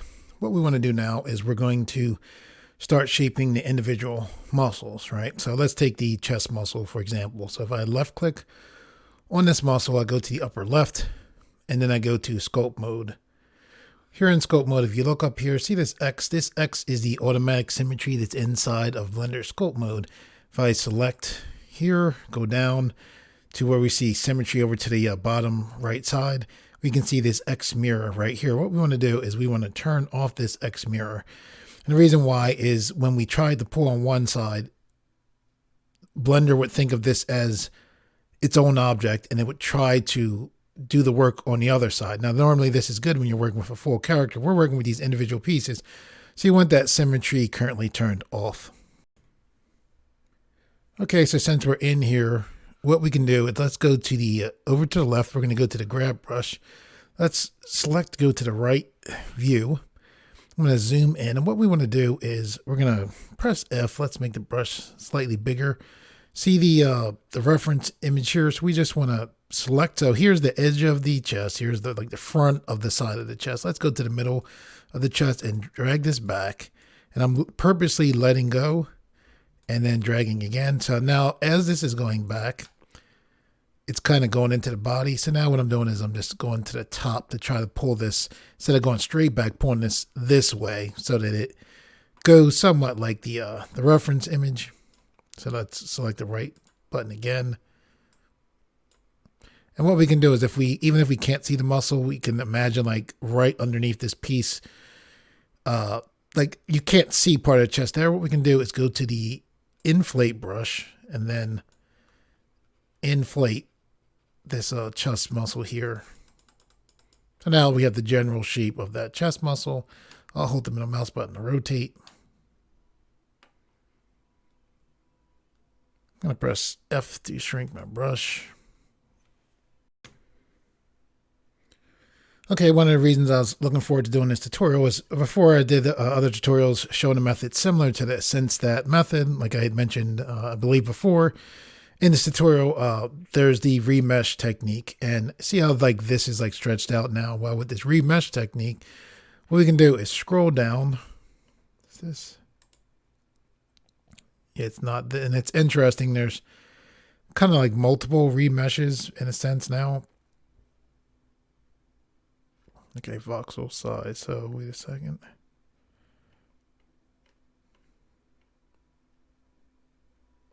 Okay, yeah, this is the remesh. So what we can do is we can select. Remember, we're inside of the sculpt mode for this one chest muscle. We can select remesh, and then basically what happened is Blender, in a kind of a way, it's almost like a kind of version of retopology that keeps your object from being stretched out, you could say.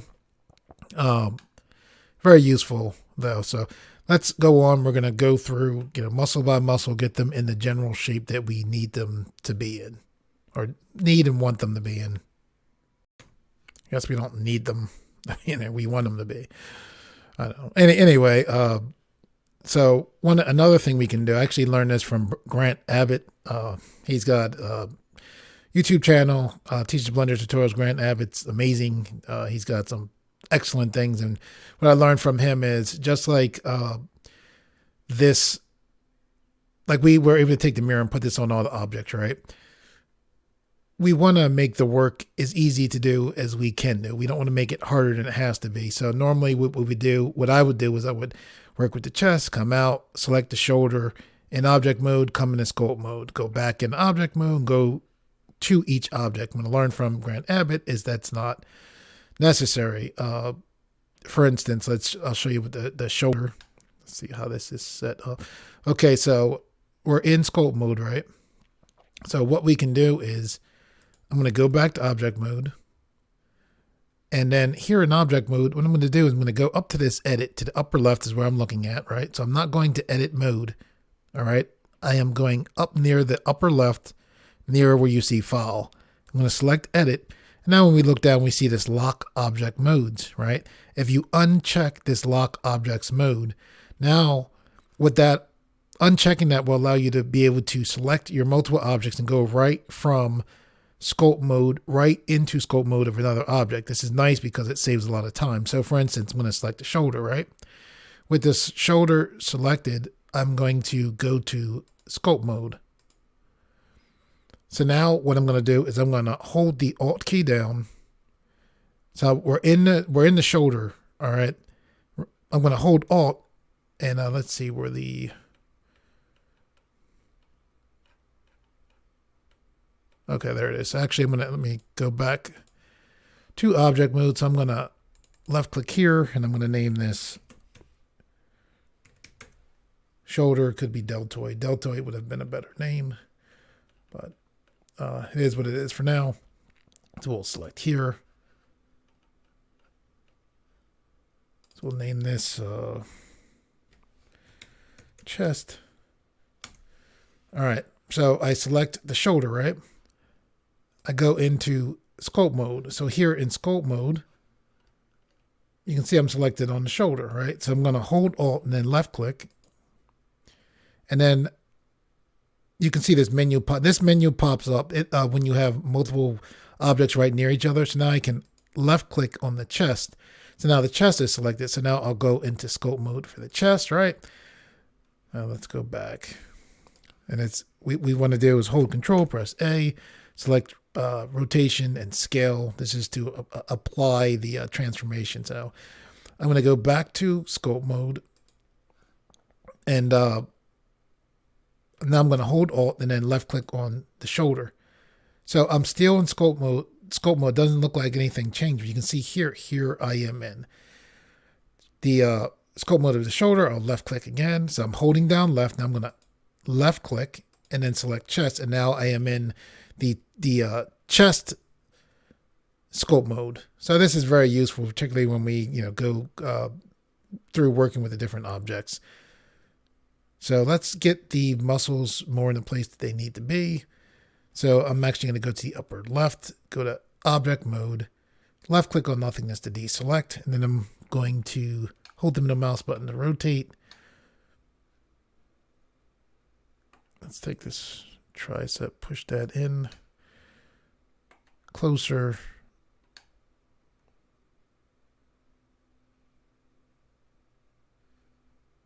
Oh, I see. I took the arm, actually move the arm. I made a mistake of thinking the bone for the arm was the forearm. So what we're going to do is press R to rotate on the, nope, X, yeah, the X. So we want this to be slightly in front of this muscle. Press R to rotate on the Y axis. So we'll select the bicep.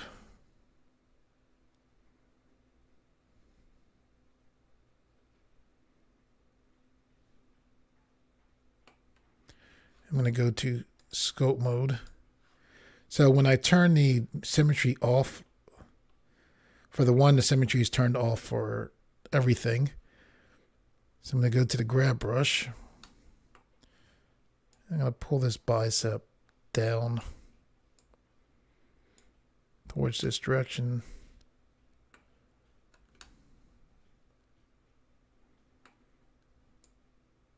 And when you're blocking this stuff out, remember you're not locked into it. Like it doesn't have to be perfect here. So I'm taking the scale and I'm increasing the size of the bicep because you're still going to sculpt. I mean, you're still going to sculpt. So you're going to go back to object mode.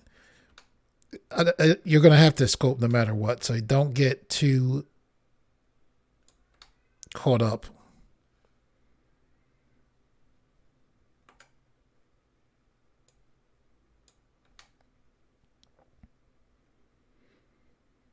And as far as this bone here, like we have this representing the bone, we don't need this. We're pretty much using this as a guide. So if that gets in the way, we can move that later. So I'm taking that elbow, pushing that in.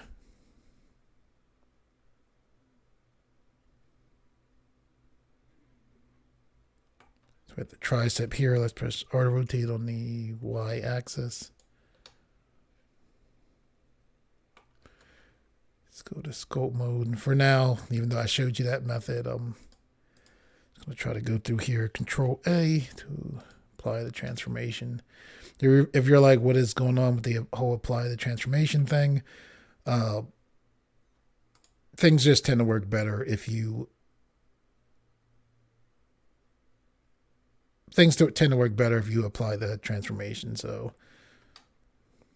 yeah, let's get these more in line.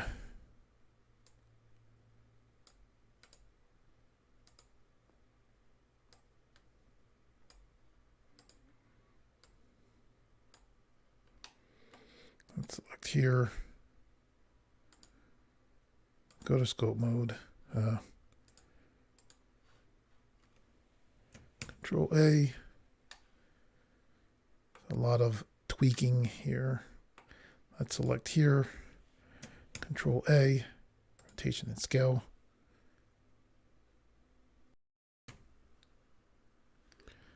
Okay, I'm going to rotate here, select here, go to scope mode. Use the grab brush. Most of this you'll be using the grab brush. This block out method, I like it because it feels to me like blocking out when you're about to start a drawing. That's what this kind of feels like to me. There's other methods, like a lot of people will just grab the sculpt.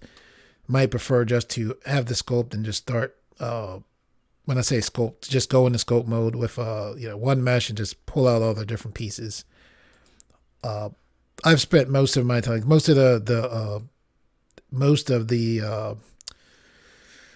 tutorials on this channel are using it's escaping me, modeling, basically like modeling, polygon by polygon modeling. When I started to learn sculpt, like I went into really get into sculpting because I was like, I think you can achieve very good results using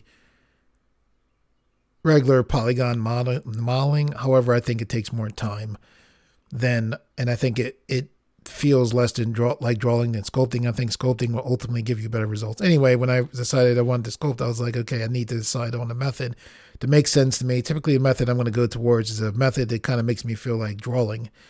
And I went through numerous methods, trying to just bring the polygon mesh into sculpting and sculpting everything out from there. I didn't particularly like that. I see it seems to work well for a lot of other people. When I saw this method by Shane Olson, I was like, I think this is the one for me. When I tried it out, I liked it. It just worked as far as it seemed like the reason why I like it, it seems like you can make everything. You just put the shapes in and it just seems like whether you want to make, like you can make everything from this. Anyway, let me stop rambling. So we have the quadricep muscles here, right? So I move this to the side because quadricep muscles, this one kind of goes from this side, this one goes from that side, this one would be in the center there. So I'm going to do it, select here, Control A, select here, Control A, select here, Control A. So I'll select here. Now I'm going to be probably going back into and out of scope mode, mainly because of I didn't name these. I'm glad I showed you the other way. Like if you did name them, because they're so on top of each other, I'm probably going to need the names of these to use that method I showed you. However, here I can just look and select them, then go back into scope mode. So we'll see. Maybe I'll use a combination of both of them. So I'm just setting up this this leg muscle.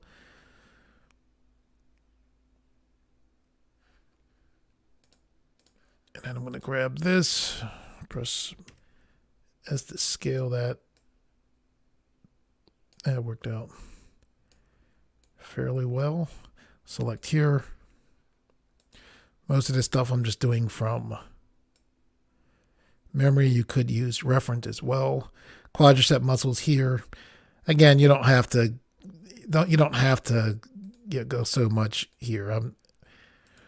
Because you're going to change things. You basically, for the most part, you want to think of this basically as your basic block out. You don't have to have everything totally set up here. However, I do think it helps.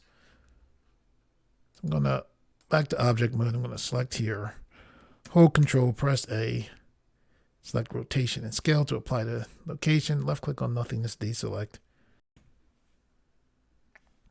I'm going to select here, press S to scale on the X axis, like that, S to scale on the Z axis, like this. Hold the middle mouse button to rotate the side, roll the mouse button to zoom out, press S to scale on the Y axis, like this. I'm going to press R to rotate on the x-axis like this. So this aligns with that bone right there. While I'm here, I'll select these calf muscles. I'm going to press S to scale on the Z-axis like that. Move them up. Push them in. Press R to rotate on the X-axis like that.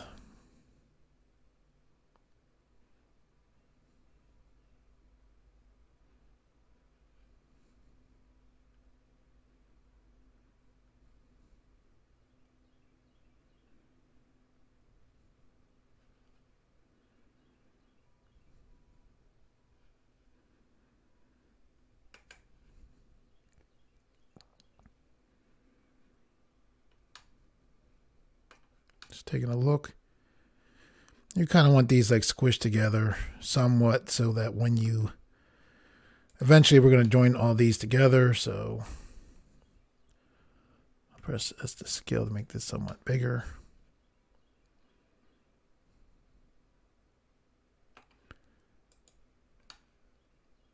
Let's deal with this. I'll go to sculpt mode. Grab brush. These are basically, we're setting these up to be traps, trapezius muscle. So the trapezius muscle works by basically a large part of what it does, pulling the shoulders up. So I'm just grabbing this, reshaping this to go towards the shoulder.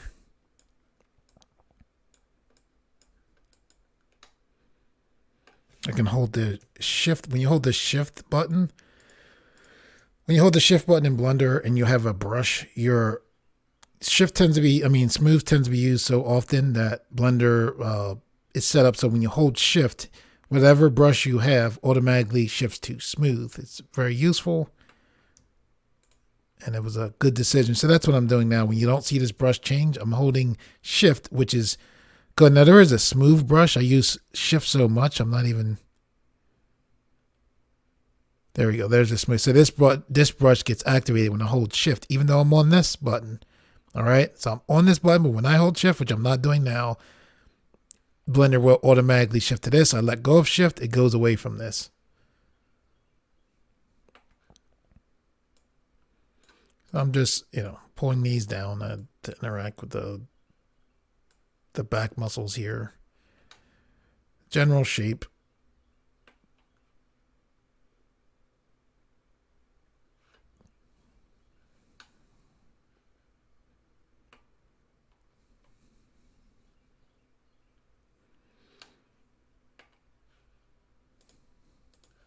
And I select here.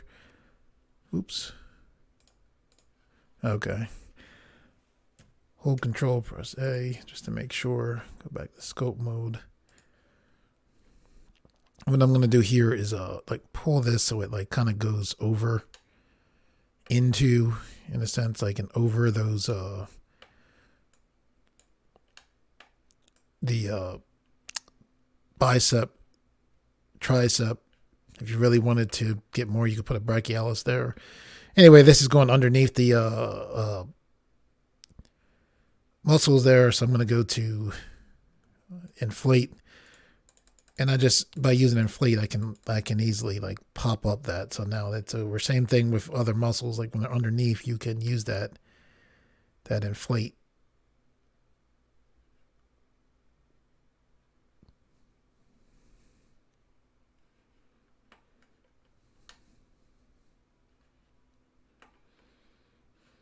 So I'm going to go to object mode, take the hand and pan up. I'm going to select here, push this into that other calf muscle.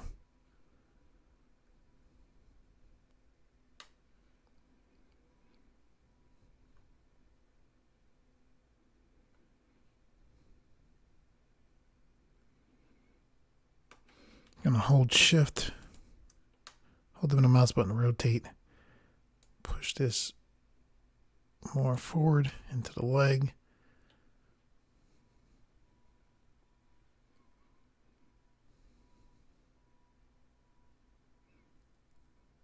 What I'm planning to do is to get the basic body pieces down, merge them together, work on them. We're not going to work on the head immediately or the feet or the hands. We'll work on them, then join them separately. That's the current plan.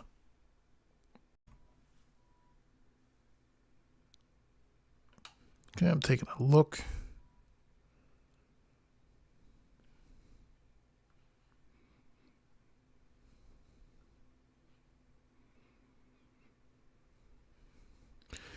All right, now what we can do, now we have these mirror modifiers on a lot of our mesh here, right? So let's go ahead and go ahead and join this together. How can we join this together rather than not being in the same situation where we have to select the mesh and then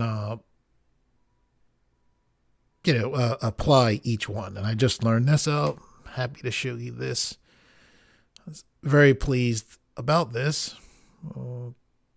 Yeah, I think we'll grab the ankle part. So I'm selecting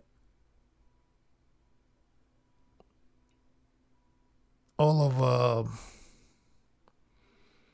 everything I'm trying to dodge here, as well as the hands, as well as the head, right? Oops.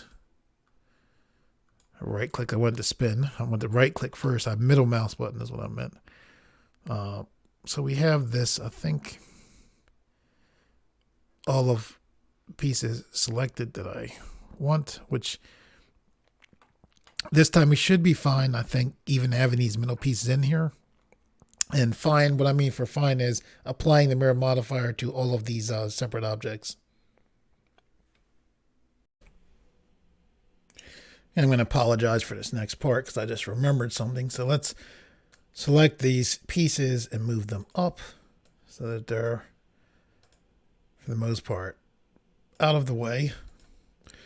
And what I selected, so I clicked off of these that are all deselected, and that's fine for what we're going to do for this next part.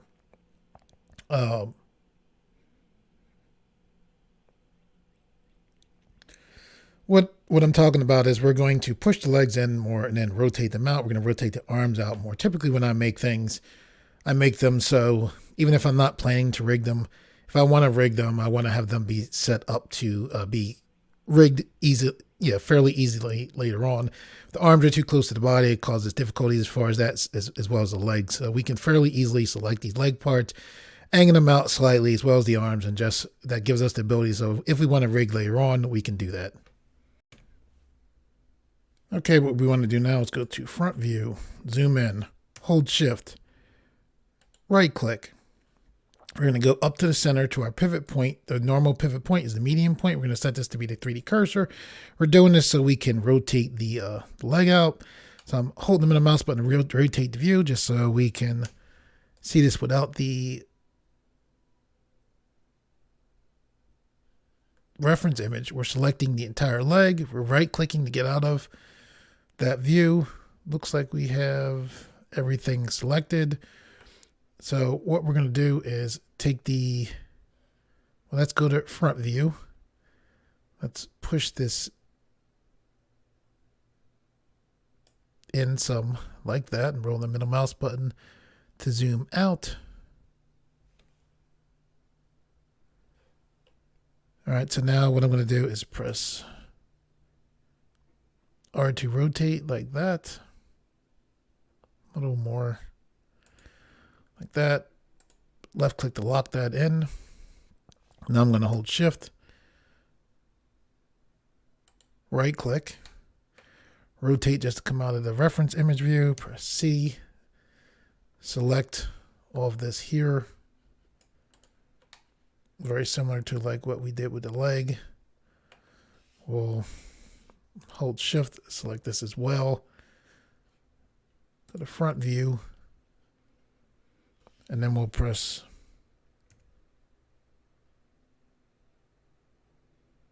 R to rotate, left click to lock that in. Hold the middle mouse button to take a look, left click to deselect. Okay, now that we did that, let's put things back to the default. So we'll go to the pivot point option. We'll change this back to the medium point, which is Blender's default pivot point, and then we'll hold Shift, press C.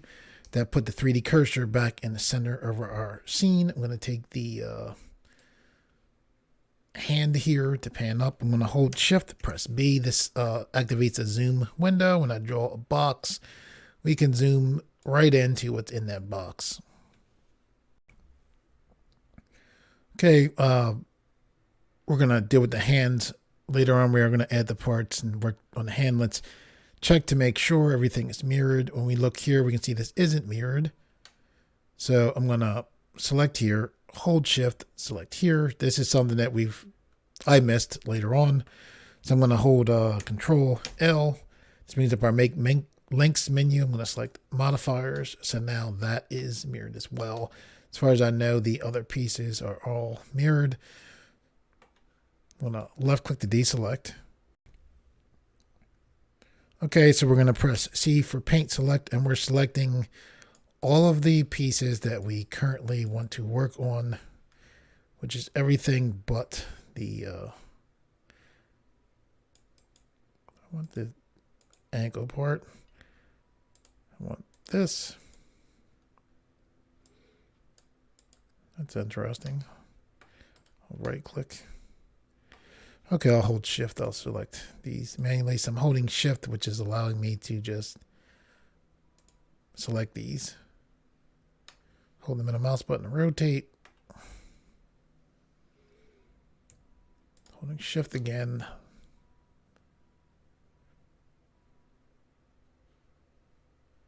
Hold them in a mouse button. Holding Shift again.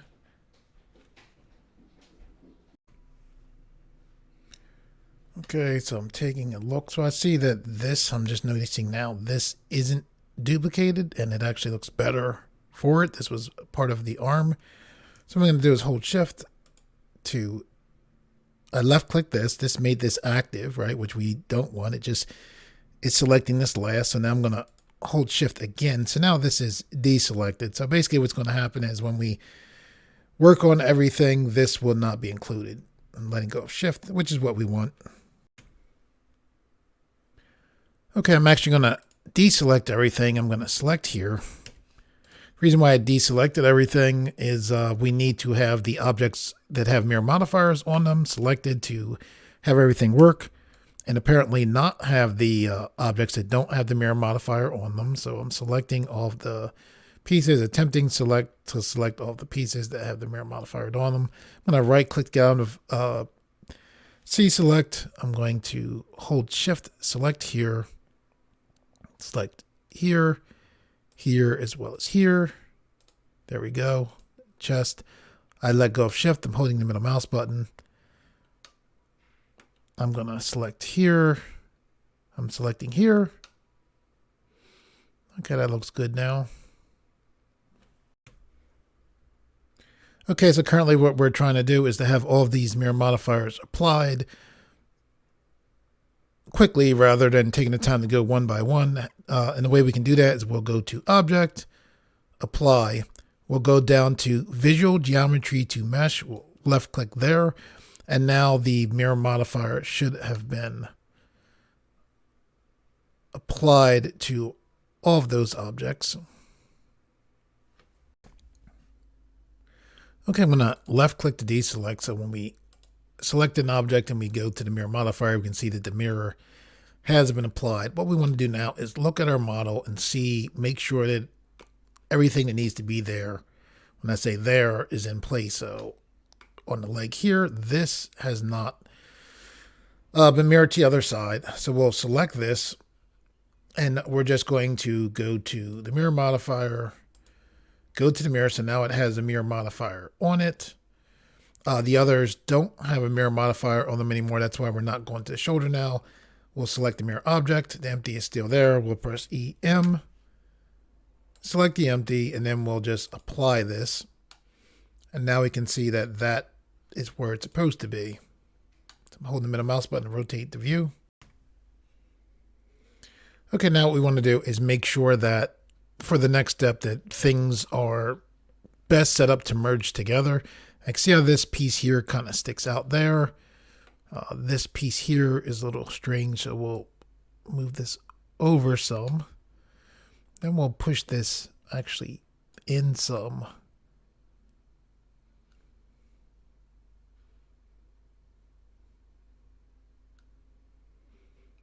Let's push this in some. And my thinking here is these pieces are going to be joined together. So we want to set things up so they can mesh together as easily as possible. When I say join, just to be clear, they're going to actually be, like right now, they're still separate objects. They're going to be merged together, essentially. So before we merge anything together, we want to make sure that things can be merged together as easy as possible. Like, see this right here? And when I say this, yeah, there's like these hamstrings. There's almost like a hole there. Stuff like that we do not want. So let's select the hamstrings. Hold Shift. I mean, there's no mirror. They're one object, so they'll push together.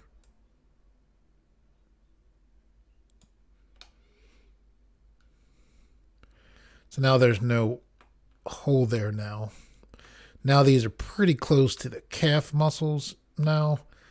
So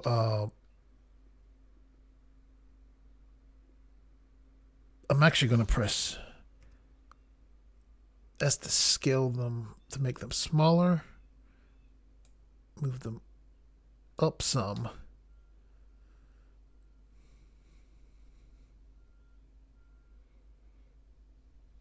I'm hoping I'm not messing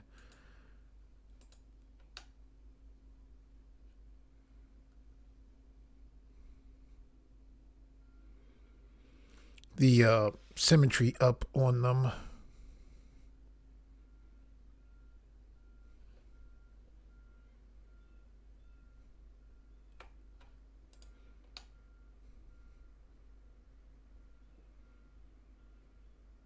I'm thinking right now it's basically what's going on. Let's select here. Let's push this in as well. We're just making sure that everything is like intersecting fairly well. We have this right here. See, like there's like that hole there. So let's, with this selected,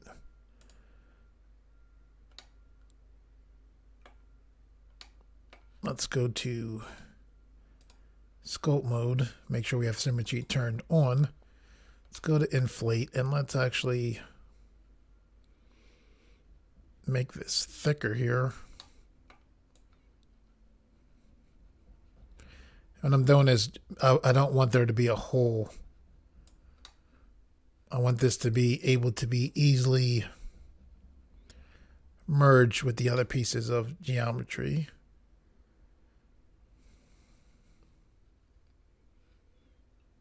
So I'm going to go back to object mode, left click to deselect. To be clear, when I talk about merging things together at this point, what I mean is not when we join them together, but when we use the remesh to make them actually merge together. All right, so what we're going to do is we're going to enlarge this, right? We're going to focus on this side and not this side, right? And basically what's going on now is I'm expecting to, as I make this bigger, this isn't going to look right. The reason why I'm not going to be concerned about this is because when we join things together, we're going to use symmetricize in sculpt mode to make this side basically be this side. Okay. Just want you to know what's going on.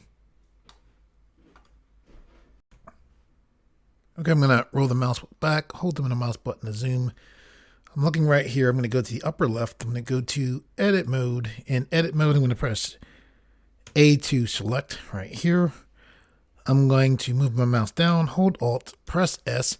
Alt S makes things thicker instead of just scaling them. So regular S is just scale. Alt S is to make them thicker. That's what I'm doing now. So I'm going to push my mouse up. And I'm going to left click to lock in that scale. This actually looks pretty good. Though if there are any issues, things should be resolved when we symmetricize things inside of sculpt mode. I'm going to go to upper left, go to object mode, left click on nothingness to deselect. Okay, I'm going to select here. I'm looking here because this is sticking out pretty high right there. I'm going to go to sculpt mode. Oh. I'm going to hold control, press A, select rotation and scale to apply the transform. Now I'm going to go to the upper left. Now go to sculpt mode. And what I want to do is go use the grab brush, zoom in, just pull that. I'm going to make this brush bigger. Oh, it's because this is on. There we go. Let's bring that back some.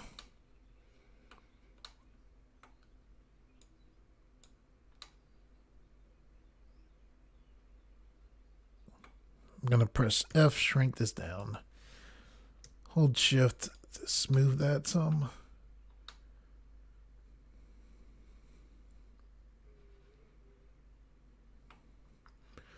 I'm going to go to object mode, select here, go to sculpt mode, back to object mode, hold control, press A, select rotation as well as scale, back to sculpt mode. I'm going to go to the inflate brush, inflate this some.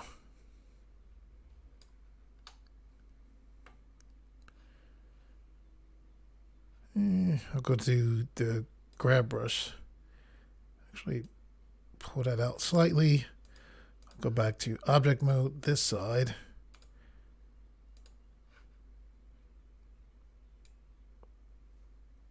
Pull that out slightly like that. I'll go to inflate.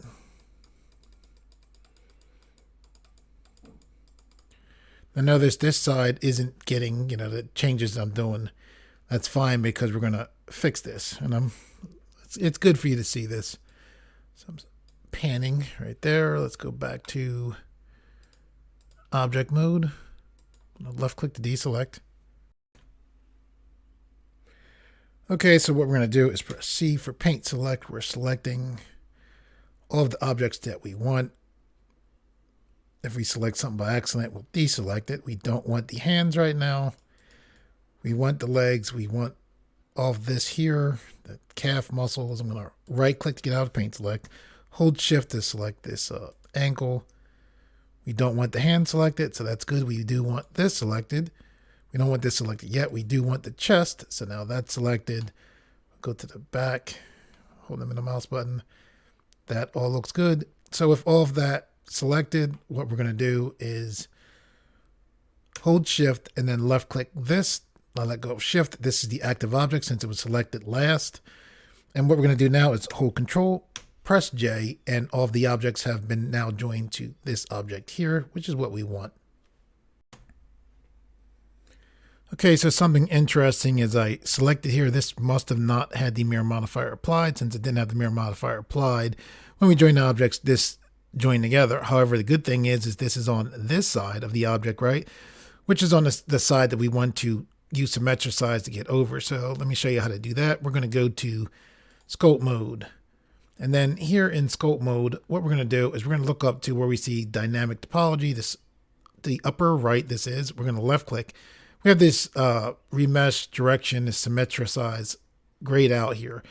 This is grayed out, however, it will still work. Now this X, this minus X represents the side that we didn't work on. Think how the forearm looks. The plus right means the side that we do want to work on. So what this setting here is saying is that the side we didn't work on will be mirrored to the side that we did work on, which we don't want. We want to reverse this. So we're going to select this and we're going to change this to plus X to minus X. What that means is this side is going to be mirrored to the other side, right? So we're going to, with those settings, we're going back here, plus X to minus X. I didn't click this yet. When I click this, everything that's on the side that we worked on should be mirrored to the other side, including that ankle joint, that's the ball. So, And now you can see this side looks just like this side, including right there as well, which is excellent. That's what we want.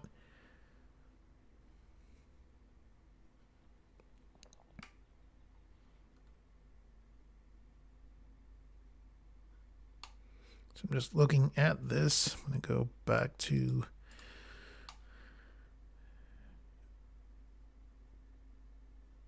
okay, everything looks good. So we're back in object mode. Okay, so these objects are joining. Actually, this isn't joined. So this needs to be joined. So we'll select this, hold shift, select here, hold control, press J. So now that is part of the main mesh as well. We're going to go to the upper left, go to sculpt mode. Now here in sculpt mode, normally I would recommend that you would finish making all the shapes for your objects outside of sculpt mode because they're easier to select outside of sculpt mode. That's before Blender 2.82a. And the reason why is if I go to the grab brush here and I want to select like one piece here or one piece here, typically if I select this, I might select this as well, just because see the circle, how it's going over both. And that tends to be how things would work. Sometimes you want that, like for the hamstrings, we might work on them. That might be good. However, what we can do now is if we only want to work on one object, so this is a bunch of meshes collected into one object. There is sculpting. Oops, didn't want to do that. Back to layout. That sculpting would happen if you saw everything turn gray. This is just a pre-setup that's supposed to make things easier for you to just click right in sculpting mode. That's what happened when you saw everything go gray. So what we want is to go back into sculpting mode here, back in our layout mode. And then there we go. Okay, so underneath the brush, near the upper left of the screen towards the middle though, see this topology auto masking, right? So what this will allow us to do, well, let's show you. See, so if I select here, see how both the pieces, like this is mainly moving, right? But there's some pieces of that other forearm muscle being selected as well. And see how this is, I'm glad I did that actually. I didn't realize this. So this, I'm adjusting this. This wasn't adjusted. We can go right back up here again and select symmetricize. Right now we want to turn on this X. We want to have what's affected on this side work on the other side. Anyway, when I select here, this is kind of hard to see here, is affected somewhat. It looks like I can see that anyway. If I go to brush and I turn on this topology auto masking, only the thing that I'm over will be selected. Only the one piece will be selected. So that's a nice option. So what I'm going to do now is actually don't want that. I'm going to take the hand and pan to the side, hold the middle mouse button, rotate. Actually, I do want that. So I'm going to go to brush, topology, auto masking. So now I should be able to just grab. See, this muscle is being adjusted. I like that a lot. This is new, pretty sure, to Blender 2.8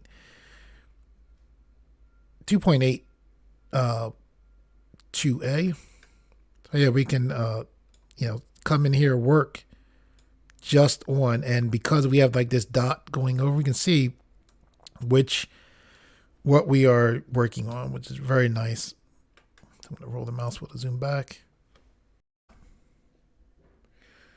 Okay, I'm going to go to the upper left, go to object mode. Oops.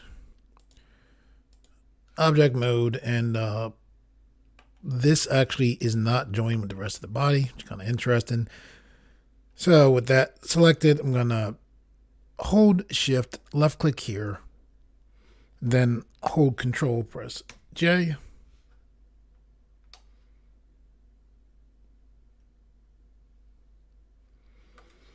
Okay, I'm going to go back to sculpt mode.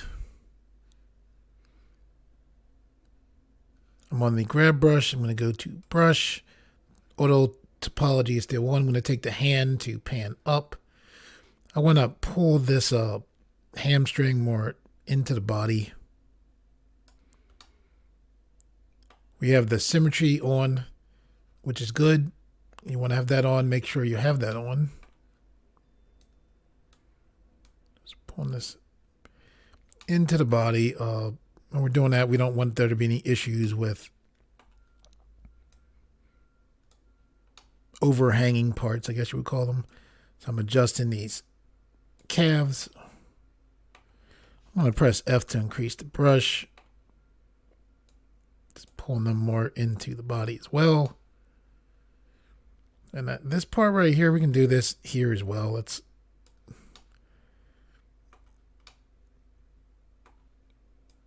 pull this in. So we're kind of like making things purposely intersect.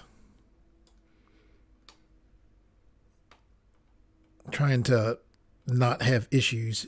Hold the middle mouse button to rotate.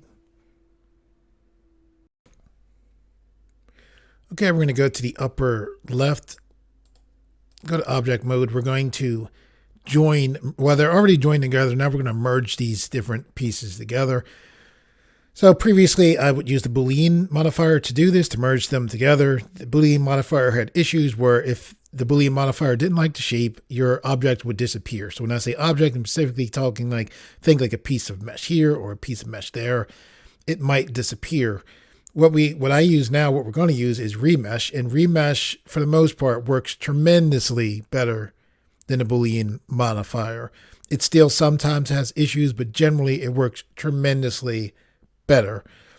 I believe the remesh came in 2.82a, I think. When Blender 2.8, this was not available.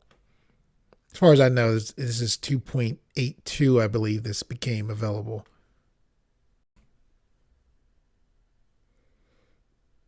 Okay, there is something that I want to do before, and that's this chest piece. So I'm going to go back to sculpting mode. And I'm going to pull this chest piece over.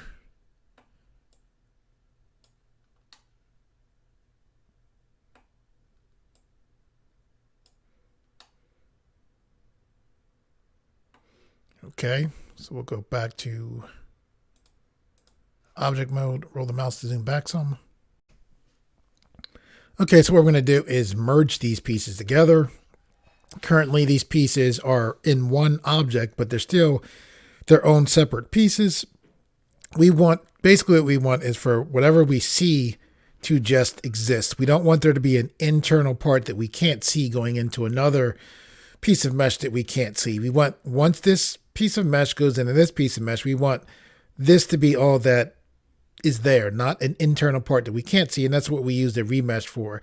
If you don't have your objects joined together where there's not internal parts, your sculpting won't work correctly. So with that being said, we go to, looks like this green triangle. We go to remesh. There's two modes to remesh, which is voxel and quad. Voxel tends to be what I use for sculpting.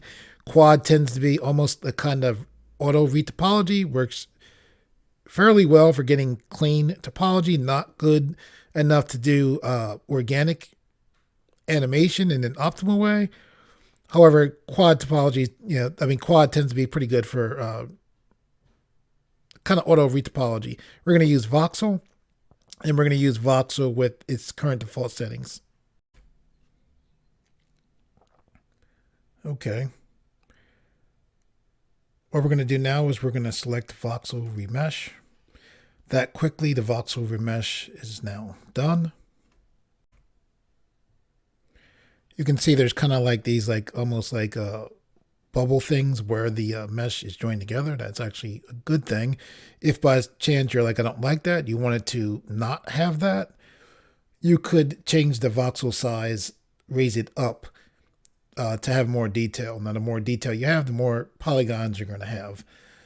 This is fine for our purposes. I'm going to right click and then select shade smooth to smooth this out. Okay, often when scoping with my technique, I spend a decent amount of time smoothing the mesh out. To avoid that, we're going to go to our modifier tab. We're going to add a smooth modifier. We're going to change the factor to 1. We're going to change the repeat to 10. We're going to apply this. Okay, if you're like, why'd you do that? You took away a lot of detail. A lot of detail was taken away. However, my thought is that a lot of smoothing work would have been taken away anyway. And now we can pretty much go from here and work. Just taking a look at this to make sure that there's no overhanging edges. This looks, good, I think. Okay, what we're about to do is increase the geometry. I had went through multiple ways of doing this. My wife were working through this, and we were using the remesh modifier to increase the geometry. We were going up pretty high in geometry to sculpt, trying that out. And basically, we ended up coming back to pretty much realizing that, for now, for this technique, the best thing to do is to use the multi-resolution modifier to add detail. So we're going to add a multi-resolution modifier. This is the multi-resolution modifier here. To work with this, I'm just going to select subdivide, subdivide, subdivide. Now, each time I subdivide, I'm going up in geometry. So if you look underneath my mouse, I'm at 1,943,572 triangles right now. Be watchful of your computer as far as its power. You might want to stay here. To sculpt, I'm going to go up again. That took me up to 7,594,516 triangles, which is, I'm good with being here. The power of my computer should be able to handle this just fine. This will give me enough detail to sculpt how I want to sculpt. One thing nice with the multi-resolution modifier is you can lower your detail down more if your computer does start to slow down. So you can go back and down between high and low as far as the detail level with the multi-resolution modifier. Okay, I can see that the trap muscles here didn't get added in. This is actually a decent test of joining a different mesh to this mesh, which we would have to do with the head as well as the arms later on. If we tried to join this to the body using the Boolean modifier, most likely it wouldn't work. So let's try this. So what we're going to do with this is we are going to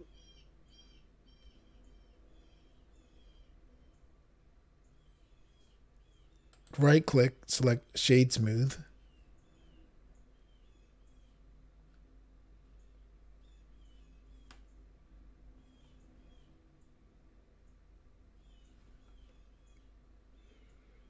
I'm going to select here.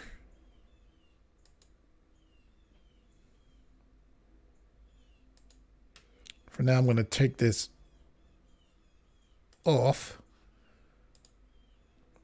I'm going to select this, hold shift, select this. I'm going to hold control, press J to make them one object. And now I'm going to go back to the remesh, voxel remesh. And that joined, fairly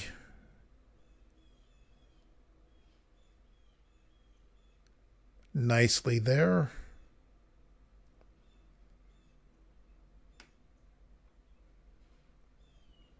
I'm going to go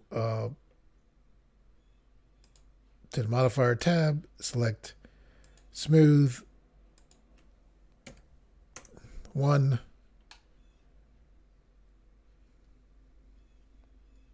Just to give some smoothing. Apply. And I didn't want to do a lot. The body already has a lot of smoothing on it, so that's why I did that. So I'm going to add the multi-resolution modifier back. Subdivide. Subdivide. Subdivide. Subdivide. So now we're back. Okay, what we're going to do is go to the upper left, go to sculpt mode. We have that turned on, our symmetry. I'm going to take the hand, pan down. I'm going to press F to shrink this. I'm gonna hold, oops, that's enter, hold shift to smooth this out. Now, one thing when you have high geometry, didn't want to do that. When you have high geometry, a lot of times holding shift, so I'm holding shift now, won't do a lot. So what you can do instead of shift, use flatten instead of shift is smooth. That's why I'm saying that. And what you'll find is flatten will tend to work for you when smooth doesn't. So what I'm going to do now is I'm going to go to the crease brush. When I sculpt, a lot of times I use the crease brush, the flatten brush, the scrape brush, sometimes a snake hook brush. The crease brush tends to be a major factor. So let's work on this chest area here.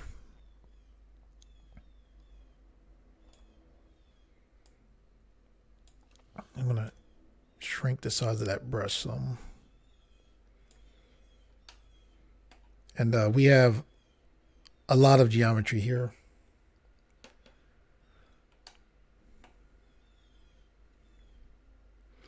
So I'm digging in here. Go to here. Okay, this is good. This is all set up. So I'm digging in here with the crease brush. Here, I want this to be harder. I'm thinking of it like bone. So when you have like a hard edge, you want to hold control and the crease brush. So the crease brush works by pushing in. If you hold control and use the crease brush, you'll come out. All right. So pushing in gives you that, clean edge in. If you want a hard edge, you hold control. Control makes the brushes in Blender do the opposite of their default. So I'm holding control now. You can see that there's like that sharp edge there, which is what I want. I find, by the way, with sculpting, I learn, often, I find that the sculpting, a lot of what goes into it, which makes my sculpting increase, is the contrast between the hard edges and soft edges. Okay, I'm going to hold the mouse button to rotate the view. I'm on the crease brush still, and I'm just digging in to like this abdominal area. So we're making a lizard creature. However, it's basically, most of its body is humanoid. So right now we're just giving it a lot of humanoid form here. So this is just this center line right here, digging in.